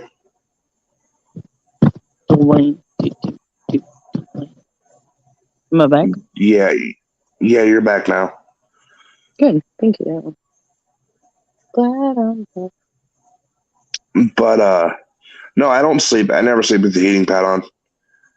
I do all the time, every night. But and then she went like, "Do you want a muscle relaxer?" And I said, "God." Heating pad for like the past 17 years. Yeah, she looked at me. I'm like, "You want a muscle relaxer?" I went like, "No, I can't take them. I'm not allowed to in this house." If you could get to a doctor, you should try to have them give you like some meloxicam. It's an NSAID. It's not narcotic or anything. It's like a strong ibuprofen, but you could have it in that type of place. Yeah, dude, I'm done with this pain. And aren't we all trying to get workman's comp? Like, get paid and then not have to work? Like, Oh no, dude. I've been with Taco Bell for 3 months, and I told one of the guys at the house tonight I'm getting a different job. But I'm staying there till I find one. Well, okay, here's the thing. I've been there for 3 months. It's a fucking shitty ass fucking job. I got written up for some bullshit. They knew I had fucking had headphones in. They knew they were trying to talk to me. They knew I couldn't fucking hear them. And they waited to tell me until after I clocked out. I already got my shoes and shit off to clock back in and rebuild the line and put the line back together. And I went like, really? You couldn't fucking tell me that? Like, you couldn't come remove my earphones from my fucking ear to tell me that? So you wrote me up. And then she says I'm very disrespectful to my shift leads and I don't respect authority. Go fuck yourself.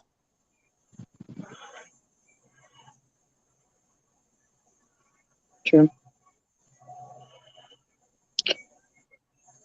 So sorry, Dwayne. That sucks. But, such is life. Jobs suck. It is what it is. Bosses suck. It is what it is. Well, and plus Chick-fil-A is hiring for $15 an hour. Target's hiring for $24 starting wage. Depending on what position. Yeah, but they're at least making 18. Cashiers are still making 15. That's still decent though. That's what I'm thinking. Brandon and Delilah are going to help me get my own apartment here soon because they want me out of an Oxford house as quick as I can get the fuck out. That's a good idea. But guys, it is 6:03 in the morning. We have been on for 3 hours and 35 minutes. It's time to head out of here, and we might be back tomorrow night or tonight, I guess. Probably. We'll do some clarity after dark tonight. Oh yeah, we know all three of us are going to be here. Yeah, so we'll do some clarity after dark tonight, which is my show here on the Freedom Revolution Network. We'll be talking about analysis, news, all types of stuff, and probably, a little bit of the same tonight. The first half of the show, for people who weren't around at the beginning of the show, was kind of our recap on the war and these things, and then just kind of a mental health check-in and talking about human, it just went all over. That's how we usually do around here. We're just very easygoing, and sometimes late at night it turns in. That's why we call it the night talk. Sometimes it's super serious, and sometimes we go off on topics that, are like tangents, but, we make it work. We went on a fucking 2-hour tangent. No, we stopped about 1 hour 30. Yeah, and it was 1 hour 35 when we did the mental health check. Yep, so we've been on a 2-hour fucking just bullshit night. Yeah. But guys, thank you so much for joining us here in the Night Talk. Guys, just a friendly reminder, TLO, are you coming back with me on Saturday? I have to check. I might actually be involved in something. All right. Guys, please, guys, go watch other shows too, because it's not just me here on the Night Talk. We have Clarity After Dark with your host, Scarlet Anonymous. We have the original Red Pill Show with Tim Parsons. We have Journey into Freedom with Red Gypsy. We have Liberty Librarian with Heather. But you can go back and watch some of her archive shows now. Yeah, you can go back and watch some of her archive shows now. We also, like Scarlett said at the beginning, during her mental health check, and we have a couple new hosts coming in.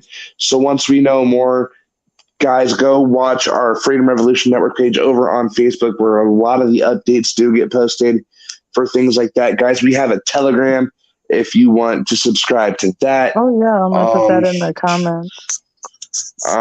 We have a Telegram if you guys want to subscribe to that. We also have do we still have Discord? We don't have Discord. I got to get back in the Discord. I'll set up a Discord today. Sounds good.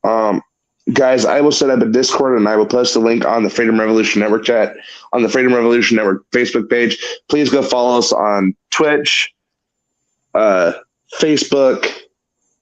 Subscribe if you guys haven't already. We're not that far from 1,000 followers. We are literally sitting at, and I'll tell you the I exact know, numbers. but we already talked about why we don't want that to happen.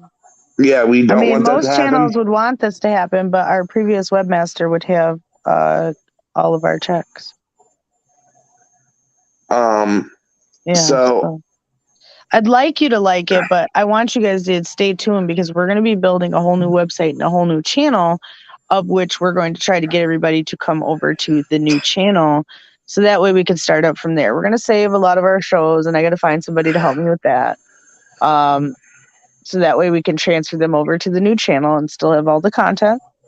But it'll basically be like our own channel that we have control of. Yes, we're going to have to get watch hours again and all that good fun stuff, but it shouldn't be too bad. right. Also, guys, I do want to say this from the bottom of my heart. This has been an absolutely fucking show. Absolute amazing And fucking show especially for being because we have like literally 2 strikes. So if we get one more strike, we're out. So the we one might lose the strike. channel anyway. The one strike should be removed here in the next 30 days. They always hold those against you, though. No, they remove them after 90 days. That's what they Each say, strike's but removed. watch. So, guys, with that being said, Scarlett, do you have anything else you want to say in your closing statement? Push everywhere else, though. The Facebook, push all of that, though. Absolutely. All of our other social media platforms. The YouTube for right now, like I said, that's where we want everybody. We'll direct everybody where to go after that. So no worries there. No worries. Oh, also, guys, an update for the Night Talk. I will be getting a laptop here in the next couple weeks. So, also, guys, I'm going to be going over as well to Podbean and Spreaker. I'm Yeah, we're gonna expanding. try to do that.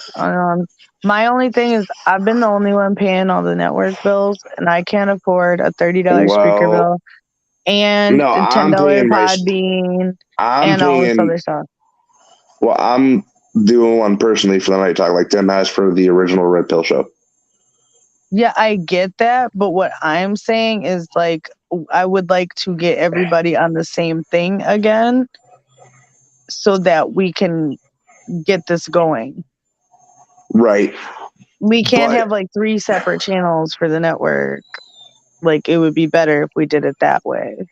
But not everybody can do Spreaker because you have to have the computer to do Spreaker. So there's a lot of logistics with that. We'll talk about it later. But guys, I'll keep you updated on that part. Scarlett, do you have any closing statements? No, not at this time. We kind of talked about everything. I guess the only other thing is for people who are out there and can catch parts of the convoy that's coming through, catch that. There's multiple convoys across the United States right now. So that's about it for me. So from the way into 10,000 Lakes, good night, universe. TLO? Garfield would just like to express to the world to keep it furry. That's a first. Garfield's got Anything to say else? things sometimes too. That's right. Right. Anything else, TLO? No, that'll be it. No, we're leaving on a note from Garfield tonight. Guys, also please remember that you are never alone when it comes to mental health. If you guys are struggling with mental health, my email is open. It's Dwayne@freedomrevolutionnetwork.com, or my Google Voice number, which is 330-353-8527. Please do not be afraid to reach out if you're struggling mentally. I do have a mental health talk segment coming up, but I'm going to coordinate with that with Scarlett, so that's still TBD, to be determined. But guys, you are awesome. You are amazing. Thank you for joining us here in the Night Talk. From the seas to the sky, and from a universe made by God. Good night, y'all.